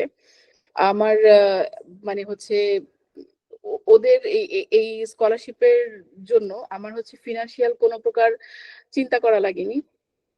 একদম হচ্ছে দেখা যাচ্ছে যে আমার যাওয়া থেকে শুরু করে আমার আইএলটিএস, আমার ভিসা অ্যাপ্লিকেশন, ফিস যত ধরনের ফিস আছে সবকিছুই ওরা কভার করেছে। যার কারণে আমার আসলে বাসা থেকে হয়তো আ মানে হচ্ছে অনেক বেশি সাপোর্ট ছিল না। তো সে মানে আমার পক্ষে হয়তো ব্রিটিশ কাউন্সিলের স্কলারশিপটি না থাকলে ফার্দার স্টাডি করা বা হচ্ছে বাইরে যাওয়া আসলে এভাবে সম্ভব হতো না কখনোই। তো এটা অনেক বেশি হচ্ছে আমার জন্য একটা খুবই রিওয়ার্ডিং একটা এক্সপেরিয়েন্স ছিল। প্লাস আমার ইউনিভার্সিটিতে আম আমি হচ্ছে অনেক বেশি একটা মাল্টিকালচারাল একটা এক্সপোজার পেয়েছি। আমার লিটারেলি হচ্ছে যে পুরো আমার কাছে মনে হয় যে পুরো বিশ্বে হচ্ছে যে আমার এখন বন্ধু মহল ছড়িয়ে আছে। আমি যে এখনো হচ্ছে যে তাদের সাথে হচ্ছে যোগাযোগ করি। খুবই ভালো যোগাযোগ আছে এবং এই যে একটা এক্সপোজার পুরো আমার মনে হয় যে আমি পুরো ওয়ার্লড এর মানুষের কালচার সম্পর্কে জানছি। তারা আমার কালচার সম্পর্কে জানছে। আমি বাংলাদেশকে আরো অনেক সুন্দর করে রিপ্রেজেন্ট করতে পেরেছি মানুষের কাছে। তো এই হোল অভিজ্ঞতাটা আমার কাছে খুবই রিওয়ার্ডিং ছিল। তারপর হচ্ছে আপনার ব্রিটিশ কাউন্সিলের এই আ মানে স্কলারশিপ থেকে ওরা হচ্ছে যে অনেক ধরনের সেমিনার অর্গানাইজ করে। অথবা হচ্ছে যে আপনার ওয়ার্ক এর যে ভার্চুয়াল সেমিনার থাকে মানে আ যেখানে আপনি কাজ খুঁজতে পারবেন। অথবা হচ্ছে অন্য ইউনিভার্সিটির স্কলারদের সাথে আপনি একসাথে মিলিত হতে পারবেন। একসাথে দেখা করতে পারবেন, কথা বলতে পারবেন। তো ওরা অনেক ধরনের কনফারেন্স এরেঞ্জ করে। যেটা আপনার ইমেইলে চলে আসবে। আপনি জাস্ট রেজিস্ট্রেশন করে আপনি চলে যেতে পারবেন সেই ধরনের কনফারেন্স গুলাতে। তো এই ধরনের কনফারেন্স গুলাতে আপনি অনেক চমৎকার একটি নেটওয়ার্কিং অপরচুনিটি পাবেন। এবং প্রফেশনাল লাইফে নেটওয়ার্কিং অপরচুনিটিস যে কত বেশি ইম্পোর্টেন্ট যারা প্রফেশনাল লাইফে অলরেডি ঢুকেছেন তারা জেনে থাকবেন যে নেটওয়ার্কিং আসলে একটা ভালো নেটওয়ার্ক আপনাকে অনেক দূরে পৌঁছিয়ে দিতে পারে। ঠিক আছে? তো এই নেটওয়ার্কিং অপরচুনিটিস গুলো অনেক বেশি ভালোভাবে ওরা দিচ্ছে। তো আপনি অনেক ধরনের আ ওমেনদেরকে পাবেন। অনেক ইন্সপায়ারিং ওমেনদেরকে পাবেন। যাদের কাছ থেকে আপনি আসলে অনেক নতুন কিছু শিখতে পারবেন যে কেন মানে আপনার মানে লাইফের পারপাস বা হচ্ছে মানে সবকিছু নিয়ে কিভাবে হচ্ছে অন্যান্য দেশের মেয়েরা এগিয়ে যাচ্ছে, কিভাবে কাজ করছে। এই জিনিসগুলো আসলে এই এই অভিজ্ঞতাটা আপনি পাবেন। এবং তারপরে হচ্ছে যে ওরা বেশ কিছু কনফারেন্স থাকে হচ্ছে ওদের ফুল পেইড। যেমন আমি একটা কনফারেন্স পেয়েছিলাম। আমি হচ্ছে নিউক্যাসলে একটা না ২ টা পেয়েছিলাম। নিউক্যাসলে একটা কনফারেন্স পেয়েছিলাম এবং লন্ডনে একটি কনফারেন্স পেয়েছিলাম। তো কনফারেন্স গুলো ২ দিনের ছিল। আ সেখানে হচ্ছে যে সারাদিন ব্যাপী নেটওয়ার্কিং ইভেন্ট ছিল। তারপর হচ্ছে যে রিফ্রেশিং ইভেন্ট ছিল। তারপর হচ্ছে অনেক ধরনের স্পিকার ছিল, কিনোট স্পিকার ছিল যাদের কাছ থেকে আমরা অনেক কিছু জানতে পেরেছি। কিছু ট্রেনিং ছিল। তো এই ধরনের জিনিসগুলোর জন্য হচ্ছে যে মানে এবং আমি হচ্ছে আ ওরা হচ্ছে 4 স্টার হোটেল মানে প্রোভাইড করেছিল। সেখানে গিয়ে মানে এই যে নতুন আ সিটি গুলোতে গিয়ে থেকেছি। ওখানে থাকা এবং খাওয়া 4 স্টার হোটেল প্রোভাইড করেছিল। ওরা সব ধরনের ৩ বেলার খাবার প্রোভাইড করেছিল এবং যত ধরনের আসা যাওয়ার বা মানে ভাড়া যতটুকু যা ছিল সবকিছুই কভার করেছে। মানে হোল ইনক্লুসিভ। তো এই এক্সপেরিয়েন্স গুলো খুবই রিওয়ার্ডিং ছিল। অনেক বেশি আম মানে আমার কাছে মনে হয়েছে যে সেলফ ফান্ড এ গেলে তো আসলে এত কিছু এভাবে ম্যানেজ করাটা মানে পাবেন না আপনি সোজা কথায়। তারপর হচ্ছে পড়াশোনা শেষ করে এখন যখন আমি দেখতে পাচ্ছি যে আমি অ্যালামনাই নেটওয়ার্কটা অনেক বেশি স্ট্রং। আপনি ওদের হচ্ছে ব্রিটিশ কাউন্সিলের যারা অ্যালামনাই তাদের হচ্ছে যে একটা মানে পোর্টাল আছে। সেখানে আপনি আপনার আইডি থাকবে। সেখানে হচ্ছে যে অনেক অ্যালামনাই থাকে এবং যারা হচ্ছে ভালো জায়গায় আছে। ভালো আম পজিশনে আছে, ভালো অর্গানাইজেশনে আছে, নিজেরাই সিইও, নিজেরাই বিজনেস করছে। অথবা হচ্ছে যে কেউ আবার হচ্ছে যে কান্ট্রি রিপ্রেজেন্টেটিভ বিভিন্ন ইউএন, ইউনেস্কো এই ধরনের ইয়ার জন্য। তো আপনি এখান থেকে অ্যালামনাই খুঁজে তাদের সাথে কানেক্ট হতে পারবেন, তাদের সাথে যোগাযোগ করতে পারবেন। এখানে জব বোর্ড থাকে। যেখানে হচ্ছে যে আপনার ওই স্পেশালি যারা হচ্ছে এই স্কলারশিপটা নিয়ে এই স্কলার যারা তাদের জন্য হচ্ছে যে জব পোস্টিং থাকে। তো আপনি এখান থেকে চাইলে জবও ম্যানেজ করতে পারবেন, গ্র্যাজুয়েট অপরচুনিটিস পাবেন। তো অ্যালামনাই নেটওয়ার্কটা আমার কাছে অনেক স্ট্রং মনে হয়েছে। আর আরেকটা এক্সপেরিয়েন্স যেটা বলব যে টাকার ব্যাপার নিয়ে হচ্ছে যে একেবারেই হ্যাসেল ছিল না। কোনো প্রকার হচ্ছে যে কোথাও অনেক বেশি অ্যাপ্লিকেশনের ঝামেলা ছিল না, অনেক বেশি টাকা ডিলে হচ্ছে দিতে। এ ধরনের কোনো সমস্যা ছিল না। প্রতি মাসেই একটা নির্দিষ্ট সময়ে, একটা নির্দিষ্ট তারিখে আমার ব্যাংক অ্যাকাউন্টে হচ্ছে যে টাকা ঢুকে যেত। এবং তবে একটা জিনিস আমার একটু প্রবলেম হয়েছিল, সেটা হচ্ছে যে যাওয়ার আগে যে ওই যে ভিসা ফি, ফ্লাইটের ফি, আইএচএস ফি সবগুলো ফি হচ্ছে আমাকে নিজে দিতে হয়েছিল। নিজের পকেট থেকে দিতে হয়েছিল। পরে যাওয়ার পরে হচ্ছে ওরা সবকিছু রিইম্বার্স করে দিয়েছে। তো ওই ইনিশিয়ালি হচ্ছে যে দেখা যাচ্ছে আপনার নিজের পকেট থেকে হয়তো কিছু দিতে হতে পারে। বাট যাওয়ার পরেই মানে ১ম মাসেই হচ্ছে যে ওরা আমাকে সবকিছু, আমি ওদেরকে রিসিভ দেওয়া মাত্রই ওরা সবকিছুর টাকা আমাকে দিয়ে দিয়েছে। এবং আম বাংলাদেশী হিসেবে আমার এক্সপেরিয়েন্স থেকে বলব যে ওরা যে মানে লিভিং এক্সপেন্স মানে লিভিং স্টাইপেন্ডটা দিচ্ছে বা হচ্ছে যে ট্রাভেলের জন্য বা যেই টাকাটা আপনাকে দিচ্ছে, এটা আসলে মোর দেন এনাফ। আমাদের এতটাও প্রয়োজন হয় না আরকি। তো আমার ক্ষেত্রে হচ্ছে যে দেখা যাচ্ছে আমার টোটাল টাকা ওরা মানে টোটাল যতটুকু আমি স্টাইপেন্ড পেয়েছিলাম, তার হাফটা মোটামুটি খরচ হয়েছে। বাকি হাফ আমার সেভিংসেই ছিল। আ মানে অথবা হচ্ছে যে সেখান থেকে মানে হাফ বা তারও একটু কম আরকি সেভিংস এর মতো ছিল। তো উম মোটামুটি ওরা হচ্ছে যে যথেষ্ট ভালো একটা অ্যামাউন্ট এর স্টাইপেন্ড দেয়। যেখান থেকে আপনি যদি ওই যে খুব মনোযোগ দিয়ে শুধু আপনি পড়াশোনাটাই করতে পারবেন। সেখান থেকে ওই যে যারা বাইরে যায়, তাদের পড়াশোনার পাশাপাশি জবের একটা চিন্তা থাকে। যে হচ্ছে পার্ট টাইম জব, আপনার কিন্তু পার্ট টাইম জব করার পারমিশন থাকবে। আপনি চাইলে পার্ট টাইম জব করতে পারবেন। কিন্তু ওদের স্টাইপেন্ডটাও আসলে যথেষ্ট হ্যান্ডসাম। এবং আ ওই স্টাইপেন্ড অ্যামাউন্ট নিয়ে কখনো ওরা হেরফের করে না।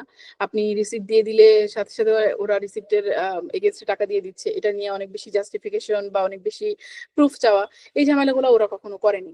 সোজা কথায় আমার মানি নিয়ে কখনো কোনো হ্যাসেল হয়নি। এবং আমি শুধুমাত্র আমার পড়াশোনায় হচ্ছে যে পুরোপুরি মনোযোগটা দিতে পেরেছি। আমার অন্য জায়গায় জব খোঁজা, আ এই যে হ্যাসেলটা একটা লাগে, সেটা আমার করতে হয়নি। এটা অনেক বেশি একটা রিওয়ার্ডিং ছিল আমার জন্য।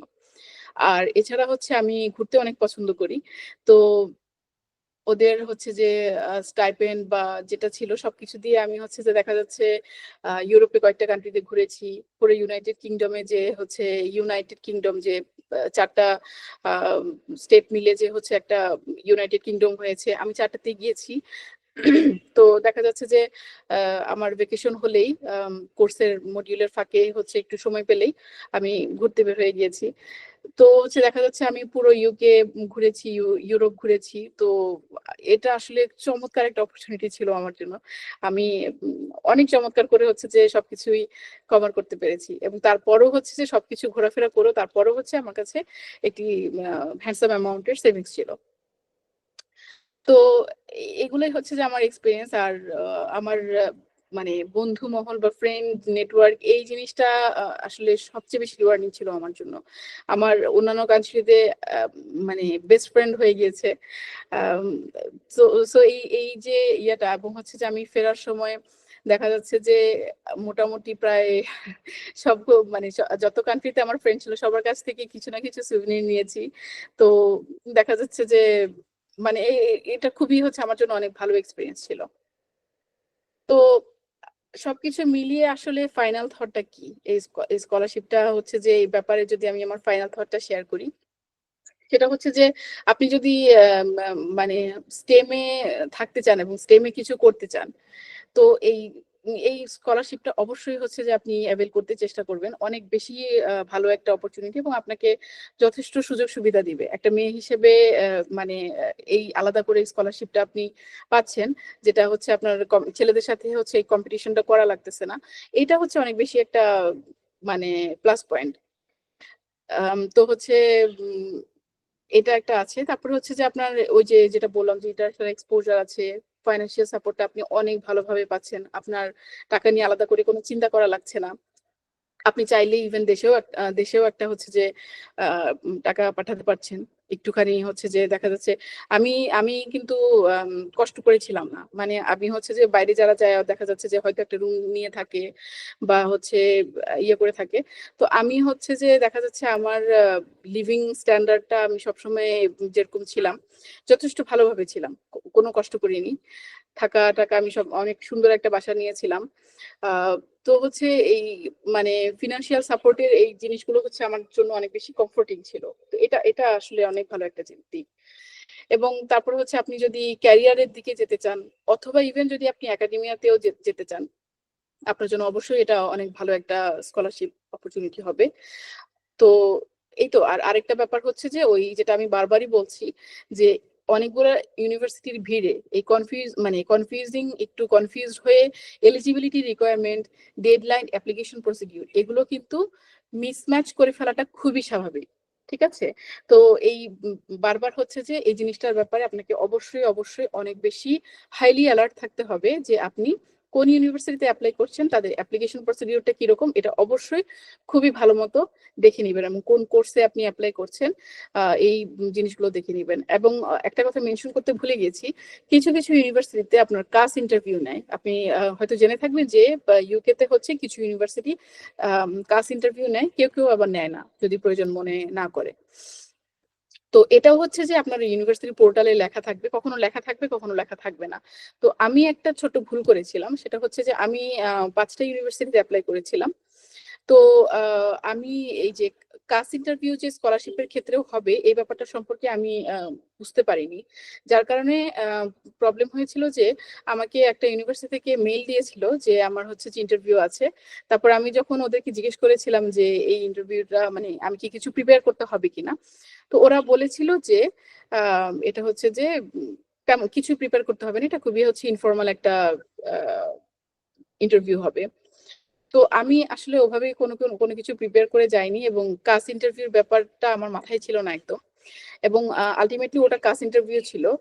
তো যার কারণে হচ্ছে যে আমার যে আমি একজন অ্যাপ্লিকেন্ট হিসেবে কিভাবে এলিজিবল এটা আমি অনেক বেশি ভালো মতো ফুটিয়ে তুলতে পারিনি, যার কারণে দেখা যাচ্ছে যে আমার ওই ইউনিভার্সিটি থেকে রিজেকশন এসেছে। পরে যখন আমি মেইলে দেখলাম যে ওটা কাস ইন্টারভিউ ছিল, আমি তখন হচ্ছে যে আমার মানে আমি আনসার গুলো যেটা দিয়েছিলাম সেটা নিয়ে খুব রিগ্রেট ফিল করছিলাম, যে কারণ আমি ভেবেছিলাম যে এটা ইনফর্মাল। সো আমি আসলে অত বেশি একটু ইনফর্মালি কথা বলেছি, অনেক বেশি হচ্ছে যে আমি মানে ইয়ে করিনি। তো এই জিনিসগুলো এই যে আমি এই জিনিসটা মিস করে ফেলেছিলাম যে ওটা কাস ওই ইউনিভার্সিটি ওরা কাস ইন্টারভিউ অবশ্যই নেয়। তো এই জিনিসটা যে আমি নোট করতে ভুলে গিয়েছিলাম বা মিস করে ফেলেছি। তো এই যে এইসব ছোট ছোট জিনিসের কারণেও হচ্ছে যে আপনি দেখা যাচ্ছে যে গুরুত্বপূর্ণ কোনো কিছু একটা মিস হয়ে যেতে পারে। তো অবশ্যই এই জিনিসটা খেয়ালে রাখবেন। তো এটাই ছিল আমার মোটামুটি এই স্কলারশিপ নিয়ে যা যা আমার মনে এসেছে আমি হচ্ছে রেডি করেছি। তো আপনাদের সামনে এই স্কলারশিপটি নিয়ে কথা বলতে পেরে আমি আসলেই খুবই আনন্দিত এবং আমার কাছে মনে হয় যে আমার থ্রুতে যদি আরো একটা মেয়েও বা হচ্ছে যে কেউ যদি এই স্টেম ফিল্ডে আসতে পারেন, কারণ হচ্ছে এই যুগে আসলে মেয়েরা এখনো স্টেম ফিল্ডে যথেষ্ট পিছিয়ে আছে। অনেক বেশি হচ্ছে যে মানে মেয়ে অ্যাপ্লিকেন্ট, মেয়ে ক্যান্ডিডেট মানে পাওয়া যায় না। তো যার কারণে হচ্ছে আমার কাছে মনে হয় যে এটা খুবই ভালো একটা অপরচুনিটি ব্রিটিশ কাউন্সিল প্রোভাইড করছে। তো অবশ্যই হচ্ছে যে আমাদের মানে গ্র্যাব করা উচিত। আর আমার কারণে যদি হচ্ছে আপনার কোনো প্রকার হেল্প হয়ে থাকে আমি খুবই গ্রেটফুল ফিল করব। আর আমাকে যদি রিচ করতে চান আমার লিঙ্কডইন আছে, আমার মেইল আছে, আমাকে হচ্ছে যে কোনো কোথাও হচ্ছে রিচ করতে পারবেন। আর কেউ যদি আপনার এসপিও রিভিউ করতে চায় বা আপনার অ্যাপ্লিকেশন যদি কোনো প্রকার হেল্প লাগে, আমি হেল্প করতে পারলে অনেক বেশি হ্যাপি বোধ করব। তো আপনার যদি কোনো কোয়েশ্চেন থাকে সেটা করতে পারেন। আর আপাতত আমি এখানেই শেষ করছি আমার presentation. Thank you so much আপনাকে।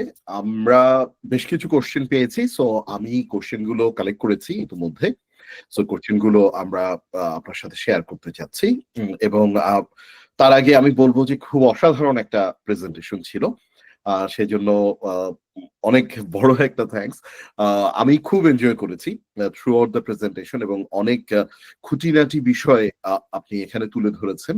বিশেষ করে এসওপির যে বিষয়টা সেটা খুবই চমৎকার ছিল, রেকমেন্ডেশন লেটারের বিষয়টা সেটাও। এসওপির বিষয়টা আমাদের স্কলারশিপ নিয়ে যতগুলো টক হয়েছে টকগুলোতে মোরলেস সবাই এই কথাটা বলেছে যে এখানে পার্সোনাল টাচটা থাকতে হবে এবং এই জিনিসটা সবসময় আমি যখন আমাদের যে মেন্টরশিপ প্রোগ্রাম আছে সেখানেও যখন আমি কথা বলি এই বিষয়টা আমি তাদেরকে সবসময় বলার চেষ্টা করি যে পার্সোনাল টাচের যে ব্যাপারটা this is really really very important. এবং হচ্ছে রেকমেন্ডেশন লেটারের ক্ষেত্রেও যে একটা জেনারিক গড়পড় তার রেকমেন্ডেশন লেটার না, যেখানে একজন পার্টিকুলার স্পেসিফিক অ্যাপ্লিকেন্টকে টার্গেট করে রেকমেন্ডেশন লেটার দেয়া, এই বিষয়গুলো। সো আমি আমি আশা করব যে এই বিষয় নিয়ে যদি আমাদের অডিয়েন্সদের তাদের কোনো ভবিষ্যৎ, আজকের কোশ্চেন গুলো তো এখনই আমি তুলে ধরছি আপনার কাছে, আর ভবিষ্যতেও যদি কেউ ইন্টারেস্টেড হয়ে থাকেন, আপনি জেনারেসলি লিঙ্কডইন এর কথা বললেন, আমরা লিঙ্কডইন প্রোফাইলটা আমাদের ইউটিউবে যখন ভিডিওটা পাবলিশ হবে আমরা সেখানে আপনার অনুমতি সাপেক্ষে লিঙ্কডইন প্রোফাইলের লিঙ্কটা সেখানে আমরা দিয়ে দিতে চাই, সো দ্যাট যারা এটা দেখবে তারা যেন সেখানে পরবর্তীতে আপনার সাথে লিঙ্কডইনে যোগাযোগ করতে পারে। তো আমি কোশ্চেন আনসারে একটু চলে আসি। আমাদের একজন অ্যাপ্লিকেন্ট, একজন পার্টিসিপেন্ট এখানে উনি কোশ্চেন করেছে যে সিভি এবং রেজিউমের ব্যাপারে উনি প্রশ্ন করেছে যে এটার কোনো টেমপ্লেট আছে কিনা, বা আমি একটু আমিও অ্যাড করতে চাই এখানে যে সিভি বা রেজিউমি আপনি যখন সাবমিট করছেন সেক্ষেত্রে আপনি কিভাবে সেটা প্রিপেয়ার করেছিলেন, এবং আপনার কাছে যদি কোনো টেমপ্লেট থাকে যেটা আপনি মনে করেন যে আপনি আমাদের অডিয়েন্সদের জন্য শেয়ার করতে চান, সেক্ষেত্রেও আমরা সেটা আমাদের ইউটিউব ভিডিওর সাথে আমরা শেয়ার করতে পারি। Over to you.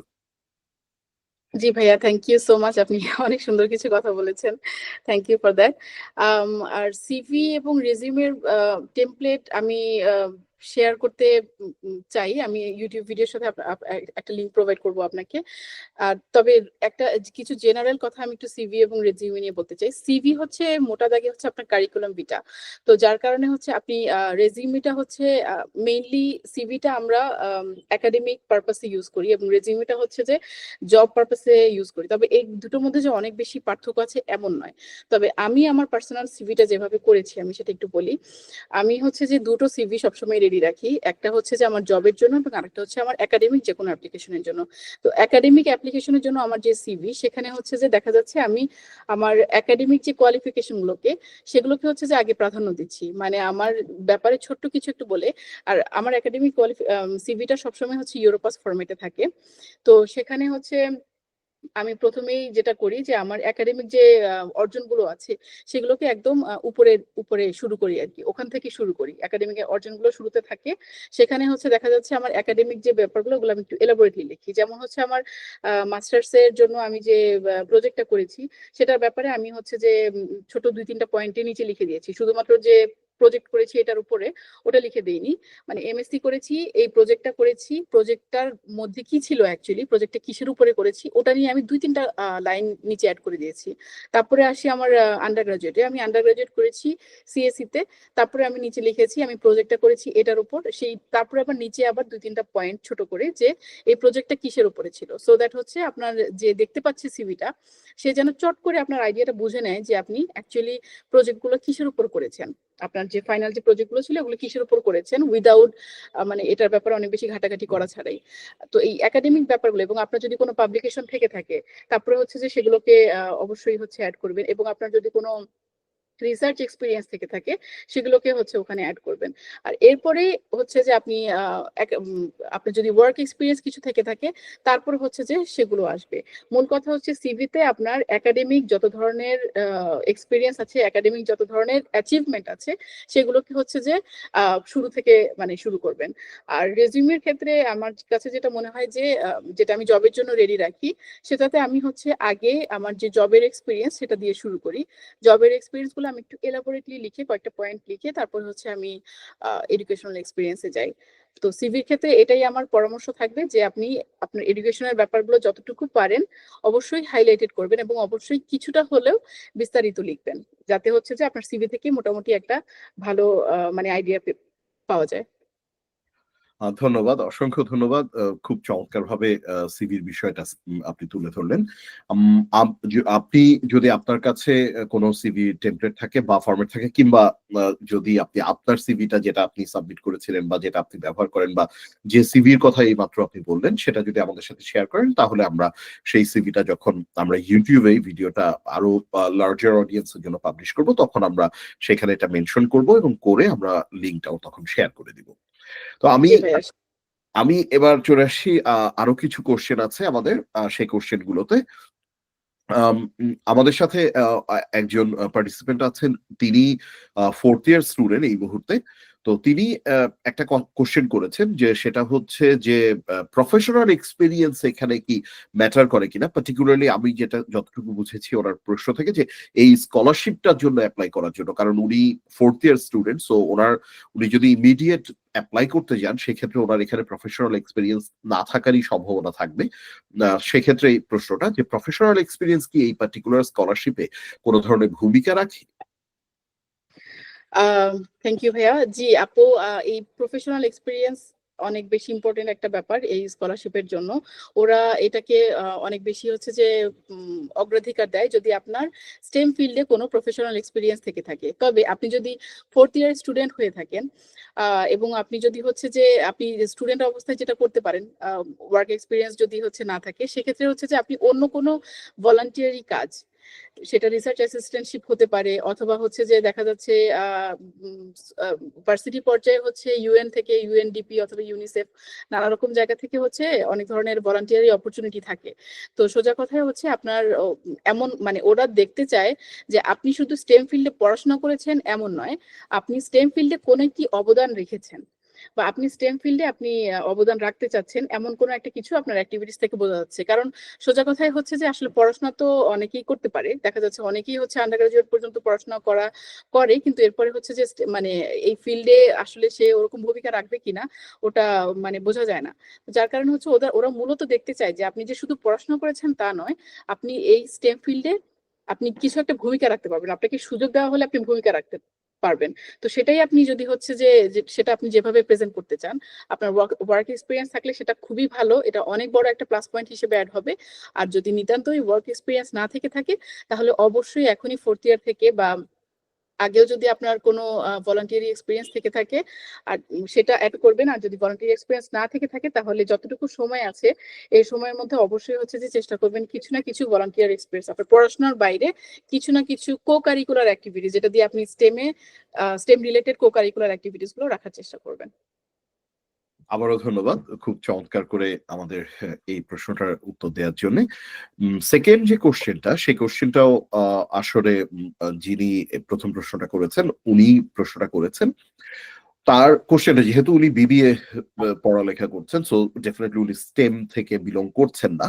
তো সেই জন্যই এই প্রশ্নটা উনি করেছেন, যে বিবিএ থেকে উনি যদি ডেটা অ্যানালিসিস বা ডেটা অ্যানালিটিক্স এই ধরনের কোনো সাবজেক্টে সুইচ করতে চায়, তাহলে কি উনি এলিজিবল হবে কিনা। বা আমি একটু এখানে অ্যাড করি এই প্রশ্নটার সাথে, সেটা হচ্ছে যে স্টেম ফিল্ডের উইমেন হিসেবে উনি বর্তমানে যে কোর্সটা করতে যাচ্ছে, ওই কোর্সটা স্টেম ফিল্ডে থাকতে হবে, নাকি তার ব্যাকগ্রাউন্ড স্টেম ফিল্ডে থাকতে হবে এই স্কলারশিপের জন্য এলিজিবল হওয়ার জন্য। ওনার প্রশ্নের পাশাপাশি আবার এই প্রশ্নটারও যদি একটু উত্তর দিতেন, তাহলে খুব ভালো হতো। জি ভাইয়া, এই এই ওদের হচ্ছে এলিজিবিলিটি রিকোয়ারমেন্টে এটা লেখা আছে যে আপনার হচ্ছে যে স্টেম রিলেটেড সাবজেক্টে আন্ডার গ্রাজুয়েট থাকতে হবে। তবে মানে হচ্ছে এটা সম্ভবত আরেকটু এটা হচ্ছে যে কি যেন বলে, ইউনিভার্সিটি ওয়াইজও একটু ডিপেন্ড করে। তো একটু ভালো হবে যদি হচ্ছে 2025 জানুয়ারিতে যখন পোর্টালটা ওপেন হবে, তখন যে ইউনিভার্সিটিতে যে সাবজেক্টে আপনি অ্যাপ্লাই করতে চাচ্ছেন, ওই সাবজেক্টের মানে ওদেরকে হচ্ছে মেইল করে যদি জানেন যে আপনি হচ্ছে যে এই বিবিএ থেকে ইয়ে করে আপনি এই সাবজেক্টে ভর্তি হতে পারবেন কিনা, এবং হচ্ছে আপনি এই ভর্তি হলে আপনি স্কলারশিপটার জন্য অ্যাপ্লাই করতে পারবেন কিনা। কারণ হচ্ছে ওদের রিকোয়ারমেন্ট থাকে এরকম যে স্টেম থেকে হতে হবে, কিন্তু তারপর হচ্ছে কিছু কিছু ক্ষেত্রে সবসময় ওরা কিছু কিছু ক্ষেত্রের জন্য কিছু এক্সেপশনাল মানে রাখি আর কি, কিছু এক্সেপশন রাখি, ওদের কাছে রিকোয়েস্ট করলে ওরা এই এক্সেপশনটা অ্যালাউ করে। আচ্ছা, থ্যাংক ইউ ওয়ান্স এগেইন। আমাদের থার্ড কোশ্চেনটা আপনার এই কোশ্চেনটার সাথে কিছুটা, আনসারের সাথে কিছুটা রিলেভেন্ট। থার্ড কোশ্চেনটা হচ্ছে যে অ্যাপ্লিকেশনটা আসলে কিভাবে করতে হবে, এটা কি ব্রিটিশ কাউন্সিলের পোর্টাল দিয়ে নাকি ইউনিভার্সিটির পোর্টাল দিয়ে? সাথে আমি আরেকটু যোগ করে দিচ্ছি, সেটা হচ্ছে যে চিফলিং এ আমরা দেখতে পাই যে চিফলিং এর আলাদা পোর্টাল আছে এবং ওই পোর্টালে পার্টিকুলার ইউনিভার্সিটির স্পেসিফিক কোর্স গুলো সেখানে মেনশন করা থাকে।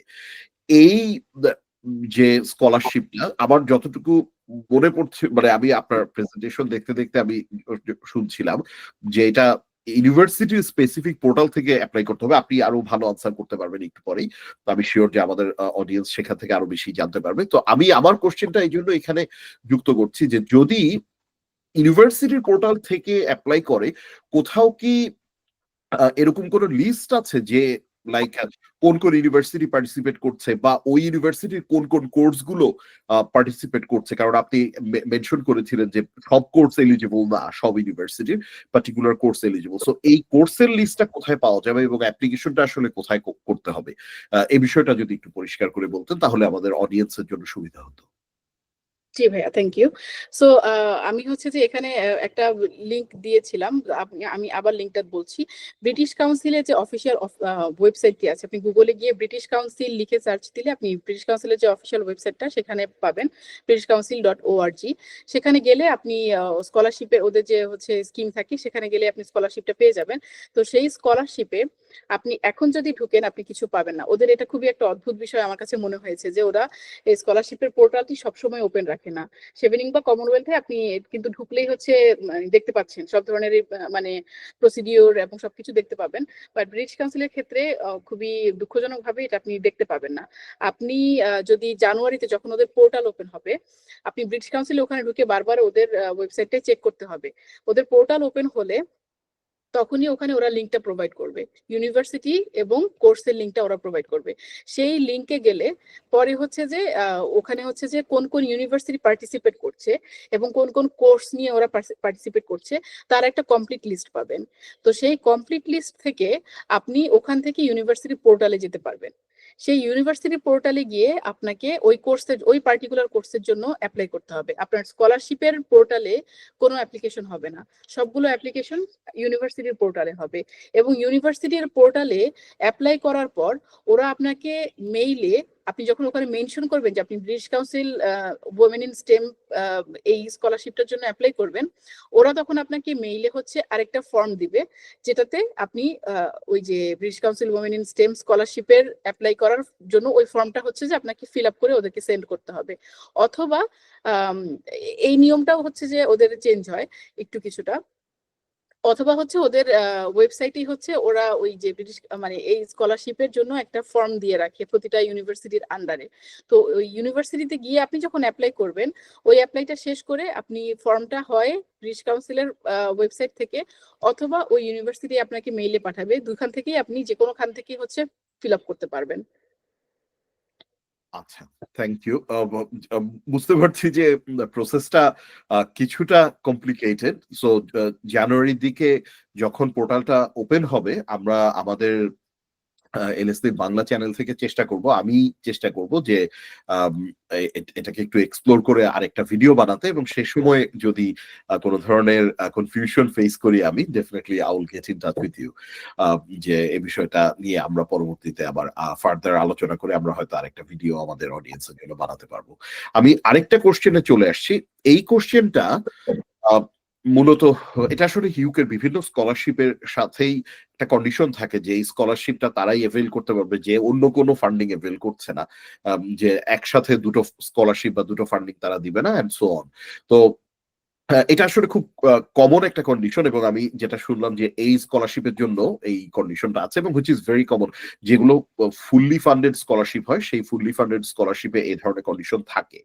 আমাদের একজন পার্টিসিপেন্ট উনি যে কোশ্চেনটা করেছে সেটা হচ্ছে যে ফান্ডিং এর যে অপশন, উনি কি একই সাথে মাল্টিপল অপশনে অ্যাপ্লাই করতে পারবে কিনা। আমি কোশ্চেনটা আরেকটু গুছিয়ে বলি যে উনি এটার জন্য তো অ্যাপ্লাই করতেই পারছে, কিন্তু উনি কি অ্যাট দ্য সেম টাইম অন্য জায়গায় এক্সপ্লোর করতে পারবে কিনা। যদিও আমার কাছে মনে হয় যে না পারার কোনো কারণ নেই, অনেক ইউনিভার্সিটি আছে আলাদা করে এখন অ্যাপ্লাই করতে দেয় না, বলে যে আমরা সবগুলোর জন্যই কনসিডার করবো। বাট তবুও আপনার অভিজ্ঞতা থেকে যদি এই কোশ্চেনটা উত্তর করেন। জি ভাইয়া, আসলে আপনি অবশ্যই হচ্ছে যে সবগুলো মানে এটাতে কোনো বাধা নেই। আপনি যেকোনো হচ্ছে যে সবগুলো স্কলারশিপ অপরচুনিটি আপনি অ্যাভেইল করতে মানে এক্সপ্লোর করতে পারবেন। কারণ এই স্কলারশিপটির মূল রিকোয়ারমেন্ট হচ্ছে যে আপনি যদি কোনোটা একসেপ্ট করে থাকেন, আপনি যদি অলরেডি সেটা মানে একসেপ্ট করছেন, মানে আপনি অলরেডি ইউকে তে আছেন বা হচ্ছে আপনি অলরেডি ফান্ডিংটার মধ্যে আছেন, তাহলে আপনি হচ্ছে এটার জন্য এপ্লাই করতে পারবেন না। কিন্তু তার মানে এই নয় যে আপনি যখন এটাতে এপ্লাই করবেন মানে আপনি অন্যান্য স্কলারশিপের জন্য এপ্লাই করতে পারবেন না, এরকম নয়। আপনি সবগুলো যেকোনো সবগুলো অপশনই আপনি এক্সপ্লোর করতে পারবেন। ধন্যবাদ। আহ, আমি এবার আরেকটা কোশ্চেন, এই কোশ্চেনটা মূলত একটু জেনেরিক কোশ্চেন, যে উম, যেহেতু রিসার্চ মাস্টার্স এর কথাটা কিছুটা আমাদের আজকের আলোচনায় এসেছে, সেজন্যই এই কোশ্চেনটাও এখানে এসেছে, যে রিসার্চ মাস্টার্স এর জন্য অ্যাপ্লাই করার সময় কি ইউনিভার্সিটি প্রফেসরদের সাথে সরাসরি যোগাযোগ করবে কিনা, নাকি অ্যাডমিশন অফিসে যোগাযোগ করবে, যে কোনটা করতে হবে? যদিও আমি আলাদা করে এটা নিয়ে ভিডিও বানিয়েছি, বা ভবিষ্যতে আমার আরো ক্লারিফিকেশন দেওয়ার ইচ্ছে আছে, কারণ আমাদের মেন্টরশিপ প্রোগ্রাম থেকে আমরা খুব এক্সটেন্সিভলি রিসার্চ মাস্টার্স এর স্টুডেন্টদের সাথে আমরা কাজ করে থাকি। সো সেটা আমি জানি, কিন্তু তবুও আমি আপনার কাছে যেহেতু কোশ্চেনটা আসছে, যে আপনার সাইড থেকে আপনি যদি যতটুকু আপনি শুনেছেন বা জেনেছেন সে বিষয়ে যদি একটু আনসার করতেন ভালো হতো।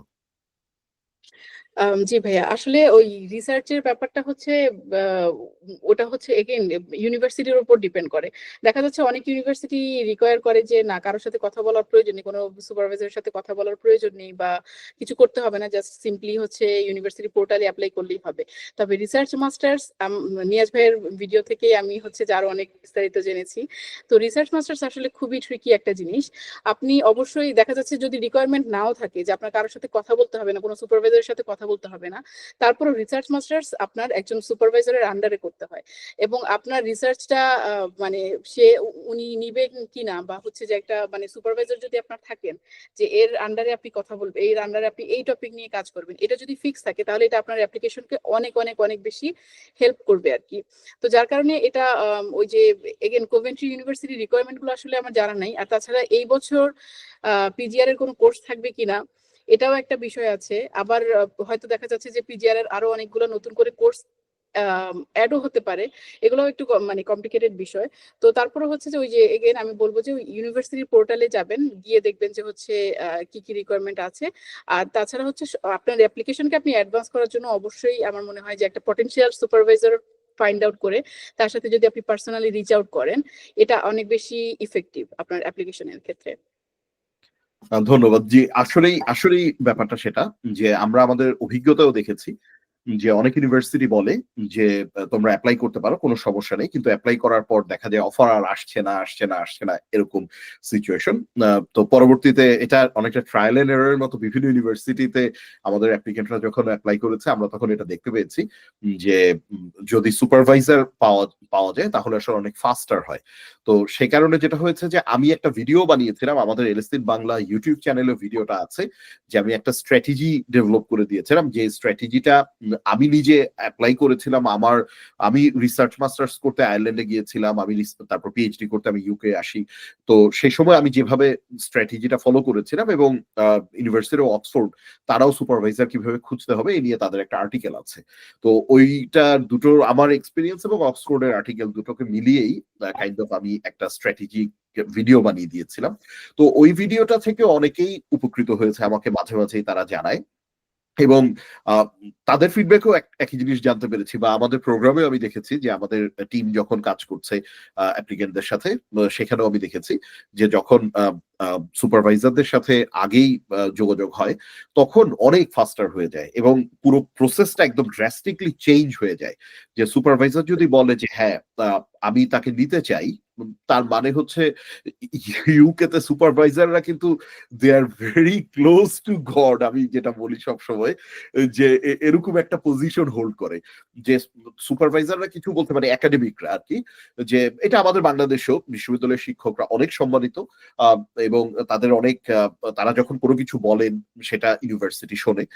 এখানেও আসলে সেই জিনিসটা আমি আমার সুপারভাইজারদের দেখেছি, বা এখনো আমি এখানে দেখি, যে বিশ্ববিদ্যালয়ের শিক্ষক যারা আছেন তারা যখন অ্যাডমিশন টিমকে বলে এই স্টুডেন্টকে আমি নিব, অ্যাডমিশন টিম আসলে তখন আর দ্বিতীয়বার তেমন কিছু বলার সুযোগ পায় না, বিকজ যখন একজন সুপারভাইজার তার ভার্ডিক দিয়ে দিয়েছে যে হ্যাঁ he or she is good enough, then he or she is good enough, that's it. তো এই জন্য আসলে সিচুয়েশনটা অনেক বেশি স্টুডেন্টের ফেভারে চলে যায় যদি সুপারভাইজার থাকে। আমি এবার আরেকটা কোশ্চেনে আসছি, সেই কোশ্চেনটা একটু আহ, অদ্ভুত কোশ্চেনই। সেটা হচ্ছে যে যেটা মিডিয়াম অফ ইনস্ট্রাকশন এমওআই দিয়ে এইটাতে অ্যাপ্লাই করা যায় কিনা, আমি আমি জানি না যে এই বিষয়টা কি আদৌ যায় যে এই স্কলারশিপের জন্য আইএলস ছাড়া অ্যাপ্লাই করা। আহ জি ভাইয়া, কিছু কিছু ইউনিভার্সিটি হচ্ছে যে ওরা অ্যালাউ করে এমওআই দিয়ে হচ্ছে মানে ইয়ে করাটা, অ্যাপ্লাই করাটা। তবে একটা জিনিস এক্ষেত্রে মনে রাখতে হবে যে যেহেতু এখানে দুই ধাপে বাছাই হয়, একটা হচ্ছে আপনাকে ইউনিভার্সিটি বাছাই করে তাদের ইউনিভার্সিটিতে ভর্তি করছে, এবং দ্বিতীয় ধাপ হচ্ছে যে তাদের ইউনিভার্সিটিতে ভর্তি হওয়ার পরে তারা আপনার অ্যাপ্লিকেশনটা স্কলারশিপ কমিটির কাছে পাঠাচ্ছে যে এই স্টুডেন্টকে আমরা ভর্তি করেছি, এখন তোমরা দেখো যে এই স্টুডেন্টকে তোমরা স্কলারশিপ দিতে মানে ওরা রাজি হও কিনা। তো দেখা যাচ্ছে যে হয়তো আপনি এমওআই দিয়ে ইউনিভার্সিটিতে অ্যাডমিট হতে পারলেন, ইউনিভার্সিটির রিকোয়ারমেন্ট আপনি ফুলফিল করলেন, আপনি এমওআই দিয়ে ইউনিভার্সিটিতে অ্যাডমিট হতে পারলেন, কিন্তু আপনাকে মনে রাখতে হবে যে আপনি হাজার হাজার অ্যাপ্লিকেন্টের সাথে এই স্কলারশিপটার জন্য যুদ্ধ করছেন। তো যখন আপনি এমওআই দিয়ে সাবমিট করছেন আপনার স্কলারশিপ অ্যাপ্লিকেশনটা, এবং আরেকটা অ্যাপ্লিকেন্ট তার আইএলস এর যথেষ্ট অনেক ভালো একটা স্কোর নিয়ে সে আপনার সাথে সাবমিট করছে, তাহলে স্কলারশিপ কমিটির কাছে কিন্তু তার অ্যাপ্লিকেশনটা মানে হচ্ছে অনেক বেশি এগিয়ে গেল আপনার চেয়ে। তো আপনি হয়তো আপনার এমওআই দিয়ে মানে ইউনিভার্সিটির দেয়ালটা পার হতে পারবেন, ইউনিভার্সিটির ভর্তির অ্যাডমিশনটা ফুলফিল করতে পারবেন, কিন্তু আপনি দেখা যাচ্ছে যে স্কলারশিপের ওখানে না বলা থাকলেও একটা ওই যে মানে মেনশন না করা থাকলেও যে একটা মানে না অলিখিত মেনশন করা যে একটা যুদ্ধটা, হ্যাঁ। অলিখিত যে একটা যুদ্ধ, সেখানে আপনি একটু পিছিয়ে পড়ছেন। তো আপনার নিজের অ্যাপ্লিকেশন বুস্ট আপের জন্য হলেও আমি এটা একদম সাজেস্ট করবো যে অবশ্যই অবশ্যই আইএলটিএস দেওয়ার চেষ্টা করবেন, এবং আইএলটিএস এ অবশ্যই একটু ভালো স্কোর যদি থাকে এটা আপনার অ্যাপ্লিকেশনকে অবশ্যই অনেক বেশি বুস্ট আপ করবে। না অবশ্যই, সেজন্যই আসলে মূলত আমি বললাম যে প্রশ্নটা আমার কাছে একটু মানে অদ্ভুত লেগেছে এই জন্য যে বেশ কিছু ইউনিভার্সিটি আছে যারা এমওআই একসেপ্ট করছে ইউকে তে। তো যেটা সবসময় আমি বলি যে এমওআই দিয়ে ইউকে তে আসতে গেলে শুধু ওই স্কলারশিপ কমিটি তো এখানে একটু ডিফারেন্ট ভাবে দেখবেই। যদি ইভেন ইফ কেউ অ্যাডমিশন পেয়েও যায়, এমনকি ইউকেভিয়াও এটাকে খুব একটা ভালোভাবে দেখে না, যে ইউকেভিয়াও তখন তারা ভাবে যে সে এমওআই দিয়ে আসছে, আচ্ছা তার একটা ইন্টারভিউ দেই, তার সাথে কথা বলি, and all those things. So এটা আসলে একটা অলিখিত ব্যাপার যে যদি কারো আইএলস দেয়া থাকে সে অনেক জায়গায় আসলে এই অ্যাডভান্টেজ গুলো পায়, যে স্কলারশিপ কমিটির কাছে সে একটু এগিয়ে থাকছে, অন্য যেখানে 7,000 অ্যাপ্লিকেন্ট ছিল আপনার বিশ্ববিদ্যালয়ে, সেখান থেকে 5 জনকে তারা নিচ্ছে। সো ডেফিনেটলি তাদেরকেও এখানে ক্রাইটেরিয়া সেট করতে হবে যে কোন কোন ক্রাইটেরিয়ায় তারা বাদ দিবে। তো দেখা গেল যে হয়তো এখানে অনেক ওরা 50 জনকে শর্ট লিস্ট করলো, এরপর যখন আবার 50 জন থেকে 5 জনকে সিলেক্ট করবে তখন হয়তো ওদের ওই সব ক্রাইটেরিয়া এই 50 জন টিক দিয়ে দিয়েছে, তখন হয়তো ওই আইএলস স্কোরটা দেখছে বা এরকম কিছু। সো আইএলসটা থাকাটা এটা আসলে খুবই গুরুত্বপূর্ণ। আমিও পার্সোনালি মনে করি একটা বিষয় একটু বলবো যে জেনারেলি যেটা হয় যে কিছু কিছু কান্ট্রি আছে যেমন নাইজেরিয়া, আমাদের মেন্টরশিপ প্রোগ্রামে নাইজেরিয়ান স্টুডেন্ট যারা আছে তাদের আসলে আইএলস দিতে হয় না, নাইজেরিয়াকে ইউকে ইংলিশ স্পিকিং কান্ট্রি হিসেবে যেহেতু দেখে সেই কারণে তারা ওখানে সরাসরি যেতে পারে। সো এটা আসলে ওদের অ্যাডভান্টেজ যে তারা ইংলিশ স্পিকিং কান্ট্রি, ওদের সবকিছু ইংলিশে ওরা কথা বলে, ওরা বেড়ে ওঠে ইংলিশে, এই জন্য নাইজেরিয়া ইংলিশ তাদের আইএলস লাগে না।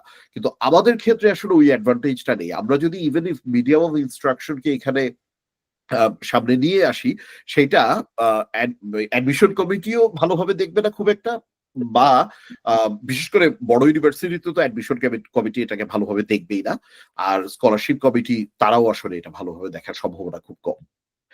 আমি এবার আমাদের লাস্ট যে কোশ্চেনটা আছে সেই কোশ্চেনটায় চলে আসছি। সেই কোশ্চেনটায় যিনি কোশ্চেনটা করেছেন উনি বলেছেন যে সিজিপিএ কনভার্টের যে ব্যাপারটা, যে বাংলাদেশে ওনার যে ইউনিভার্সিটি সেই ইউনিভার্সিটির যে সিজিপিএ উনি যখন ইউকে তে অ্যাপ্লাই করবে ওদের সিজিপিএ সিস্টেমের সাথে এটা কি আসলে এ হবে কিনা, ইকুয়েট করবে কিনা, এটা কি ইকো হবে কিনা, এই বিষয়টা সম্পর্কে উনি জানতে চাচ্ছে। যদিও ইউকে তে আসলে সিজিপিএ সিস্টেমই নেই। তবুও আমি আপনার কাছে আসছি যে উত্তরটা যদি আপনি একটু দিতেন। আম সত্য কথা বলতে আমি এটা নিয়ে অনেক বেশি বিস্তারিত জানি না। তবে আমার পার্সোনাল যে মানে ধারণা আমি সেটাই বলি। আমার কাছে মনে হয়েছে যে ওই যে মিয়াজ ভাই যেটা বললেন যে ইউকে তে আসলে ওদের সিজিপিএ সিস্টেমটা নেই। তো ইউএস এর এপ্লাই এর ক্ষেত্রে আমরা দেখি যে হচ্ছে যে সিজিপিএ কনভার্সন বা সিজিপিএ নিয়ে অনেক বেশি একটা মানে কনসার্ন থাকে। আমার কাছে মনে হয়েছে যে ইউকে এর ক্ষেত্রে এই কনসার্নটা একটু লিমিটেড। মানে দেখা যাচ্ছে যে আপনার সিজিপিএ যদি একটা সার্টেন ইয়ের বেশি থাকে, যেমন 3.5 এর উপরে থাকলে ওরা একটা ধরে যে আচ্ছা এটা হচ্ছে লেভেল এ অথবা লেভেল বি, অথবা আপনার সিজিপিএ যদি 3.3 থেকে 3.5 এর মধ্যে থাকে তাহলে হচ্ছে যে এটা এরকম একটা গ্রেড।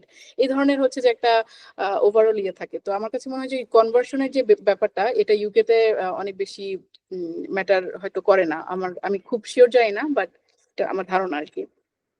এটা এটা আসলেই আপনি একদমই ট্রু বলেছেন যে ওই একদম নিটি গ্রিটি ডিটেইলে সিজিপিএ কনভার্সন ইউকে তে প্রয়োজন হয় না, কারণ ইউকে এর যেহেতু আমাদের এখানে সিস্টেমটা হচ্ছে প্রথমে হচ্ছে পাস, যে জাস্ট পাস করলো সে পাস, তারপর হচ্ছে মেরিট, তারপরে হচ্ছে ডিস্টিংশন। আমি যদি অক্সফোর্ডের এটা বলি যে ওদের যে সিস্টেমটা, অক্সফোর্ডের সিস্টেমে হচ্ছে ওরা হলো প্রথমে ওরা দেয় হচ্ছে পাস, এরপর 10 মার্কস বাড়িয়ে ওরা দিচ্ছে মেরিট, তারপরে ওরা আবার ওখান থেকে আরেকটু আবার 10 মার্কস বাড়াচ্ছে এবং 10 মার্কস বাড়িয়ে তারপরে ওরা দিচ্ছে ডিস্টিংশন। ডিস্টিংশন যে পেয়ে যাচ্ছে তারপর আবার তার আরো 10 মার্কস বাড়াচ্ছে, যেটাকে ওরা হায়ার ডিস্টিংশন বলছে। এটা নট নেসেসারিলি সবসময় সব জায়গায় থাকবে। আমি রয়্যাল হলোতেও দেখেছি যে তাদেরও হায়ার ডিস্টিংশন আছে, কিন্তু নট নেসেসারিলি সব ইউনিভার্সিটিতে হায়ার ডিস্টিংশন ওরা রাখে। সো মেইনলি তিনটা জিনিস ইউকেতে আছে, এবং ওইটা হচ্ছে 50-এ হচ্ছে পাস, 60 হলে মেরিট, আর 70 হলে সেখানে ডিস্টিংশন। এবং ওইভাবে করে আসলে কেউ হায়ার ডিস্টিংশন নিয়ে চিন্তাও করে না যে আমার 80 পেতে হবে সো অন, এন্ড সেটা আলাদা করে কোনো কিছু এখানে ভূমিকাও রাখে না। যে ডিস্টিংশন পাচ্ছে সে আসলে ওই 70 পাচ্ছে এবং সেটাই distinction, which is basically first class, বা যেভাবে আমরা দেখি না কেন। বা আন্ডারগ্রেডে হচ্ছে ফার্স্ট ক্লাস 70 তে পাচ্ছে, আর এখানে ডিস্টিংশন 70 তে পাচ্ছে। সো এখানে ওই যে ব্যান্ড গুলো খুব জাম্প করে করে ওঠে। আর আন্ডারগ্রেডের ক্ষেত্রে একটা কথা বলবো, ওখানে হচ্ছে আহ, যে একটা এক্সট্রা ব্যান্ড আছে, সেটা হচ্ছে যে জাস্ট পাশের উপরে, পাশ বা থার্ড ক্লাস যেটাই আমরা বলি না কেন, আর 70-তে আমি যেটা বললাম যে ফার্স্ট ক্লাস, এর মাঝে আসলে যে সেকেন্ড ক্লাস, যেটা সেকেন্ড ক্লাসটা আন্ডারগ্রেডে হচ্ছে দুইটা ভাগে ভাগ করা, একটা হচ্ছে 2-1 আর একটা 2-2। সো 2-1 যেটা, সেটাকে বলা হয় হচ্ছে হায়ার সেকেন্ড ক্লাস, আর 2-2 হচ্ছে লোয়ার সেকেন্ড ক্লাস। তো ওরা অধিকাংশ সময় ইউনিভার্সিটি গুলো হায়ার সেকেন্ড ক্লাস হিসেবে একটা গ্রেডকে সেট করে দেয়। তো প্রত্যেকটা ইউনিভার্সিটি বাংলাদেশ রিলেটেড একটা পেজ আছে, ওখানে বাংলাদেশের ইউনিভার্সিটি গুলোর জন্য ওরা বলে দেয় যে আমাদের মিনিমাম ক্রাইটেরিয়া এত বা এরকম, এবং তোমার এইটা এটা পেতে হলে হায়ার সেকেন্ড ক্লাস থাকতে হবে, এবং সেখানে সিজিপিএ 3.3 বা 3.4 ওরা একটা সিজিপিএ ওখানে মেনশন করে দেয়। That's it. এর পাশাপাশি কিছু কিছু স্কলারশিপের জন্য ওরা তখন বলে দেয় যে লাইক 3.5 থাকতে হবে। যেমন হাডার্সফিল্ড ইউনিভার্সিটি, ওদের একটা স্কলারশিপ আছে, যেটা ওরা 3.5 থাকলে তাদেরকে ওরা ওই স্কলারশিপটা দেয়। আরেকটা হচ্ছে 3.9, যে 5 এবং 9, মানে জাম্পটা দেখলেই বোঝা যায় যে অনেক বড় জাম্প। তো ওরা এটা বাংলাদেশের স্টুডেন্টদের জন্য এভাবে সেট করে রেখেছে। সো ডিফারেন্ট ইউনিভার্সিটির পেজে গেলে আসলে এই জিনিসটা জানা যায়। তবে আমি আমাদের আজকে আমন্ত্রিত অতিথি ওনার সাথে সম্পূর্ণ একমত যে এটা আসলে অত নিটি গ্রিটি ডিটেইলে ম্যাটার করে না, যেটা আমেরিকায় করবে, যেহেতু ইউকে তে আসলে আমাদের এখানে সিস্টেমটাই ডিফারেন্ট। এটা সিজিপিএ সিস্টেম নয়, রাদার আমাদের এখানে আসলে ক্লাস সিস্টেম। সো আমরা মোটামুটি আহ, একদম শেষে চলে এসেছি। আর ওয়ান ভেরি লাস্ট কোশ্চেনটা একটু আগেই এসেছে, যে জানুয়ারিতে স্কলারশিপ পোর্টাল ওপেন হলে ডেডলাইন কবে হতে পারে? আর আইএলস এক্সামটা, এই স্কলারশিপকে মাথায় রেখে যদি কেউ চিন্তা করে, তাহলে আইএলস এক্সামটা কবে নাগাদ দিলে ভালো হয়? আচ্ছা, জানুয়ারিতে পোর্টাল ওপেন হলে ওই যে মানে এগেইন হচ্ছে ডেডলাইনটা ইউনিভার্সিটি টু ইউনিভার্সিটি ভ্যারি করে। তবে সাধারণত ডেডলাইনটা ফেব্রুয়ারির শেষ থেকে মার্চের প্রথম সপ্তাহ পর্যন্ত থাকে। উম, এই মানে এই 1 থেকে 1.5 মাসের মধ্যে এই সবগুলো অ্যাপ্লিকেশন কমপ্লিট করতে হয়। আর আইএলটিএস এর ব্যাপারটা আসলে সবচেয়ে ভালো হয় যদি আপনি ডিসেম্বরের মধ্যেই শেষ করে ফেলতে পারেন। আর যদি ডিসেম্বরের মধ্যে না হয় তাহলেও অন্তত জানুয়ারির ১ম সপ্তাহ অথবা জানুয়ারির মাঝামাঝির মধ্যে আইএলটিএসটা দিয়ে ফেললে আপনি সব ধরনের সব অ্যাপ্লিকেশন গুলো ঠান্ডা মাথায় সব সাবমিট করতে পারবেন। আচ্ছা। Thank you once again. আমরা চেষ্টা করব জানুয়ারির দিকে যখন পোর্টাল ওপেন হবে তখন আমরা আরেকটা ভিডিও পাবলিশ করতে এবং আমাদের সাথে যারা আজকে অডিয়েন্স রয়েছেন তারা যে রেজিস্ট্রেশন করেছেন আপনাদের ইমেইল অ্যাড্রেস আমাদের কাছে আছে এবং আমরা তখন ওই ভিডিওটা পাবলিশ হলে সেখানেও আমরা আপনাদেরকে ইমেইলের মাধ্যমে আমরা জানিয়ে দিতে পারবো যে আমাদের ভিডিওটা পাবলিশ হয়েছে এবং এ বিষয়ে আরো বিস্তারিত তথ্য সহ আমরা সেই ভিডিওটা তখন শেয়ার করব। সো আজকে আমরা আমাদের সেশনের একদমই শেষে চলে এসেছি। সো তাসনিম ফাতিহা আপনাকে অসংখ্য ধন্যবাদ এত চমৎকার একটা প্রেজেন্টেশন তৈরি করার জন্য এবং অনেকটা সময় নিয়ে প্রশ্নগুলোকে আনসার করার জন্য এবং নিঃসন্দেহে আপনার যে ভ্যালুয়েবল এক্সপিরিয়েন্স সেটা আপনি খুব বিশদে শেয়ার করেছেন আমাদের অডিয়েন্সদের সাথে। এই তথ্যগুলো আসলে স্কলারশিপ রিলেটেড তথ্যগুলো বিভিন্ন সময় ওয়েবসাইটে পাওয়া যায় কিন্তু আপনার যে ব্যক্তিগত অভিজ্ঞতা এই অভিজ্ঞতাগুলো হচ্ছে সবচেয়ে ইউনিক আমাদের আজকের এই সেশনের জন্য আমি বলবো তো সেজন্য থ্যাংক ইউ সো মাচ। আমাদের আজকের সেশনটা তাহলে আপনার অনুমতি সাপেক্ষে আমরা র্যাপ আপ করতে পারি। জি ভাইয়া, আপনাকেও অনেক থ্যাংক ইউ আর এলএসএলআইটির বাকি মেম্বারদেরকেও অনেক থ্যাংক ইউ আর যারা জয়েন হয়েছেন অনেক ধন্যবাদ কষ্ট করে আমাকে শোনার জন্য, আমার জন্য দোয়া করবেন। আসসালামু আলাইকুম সবাইকে।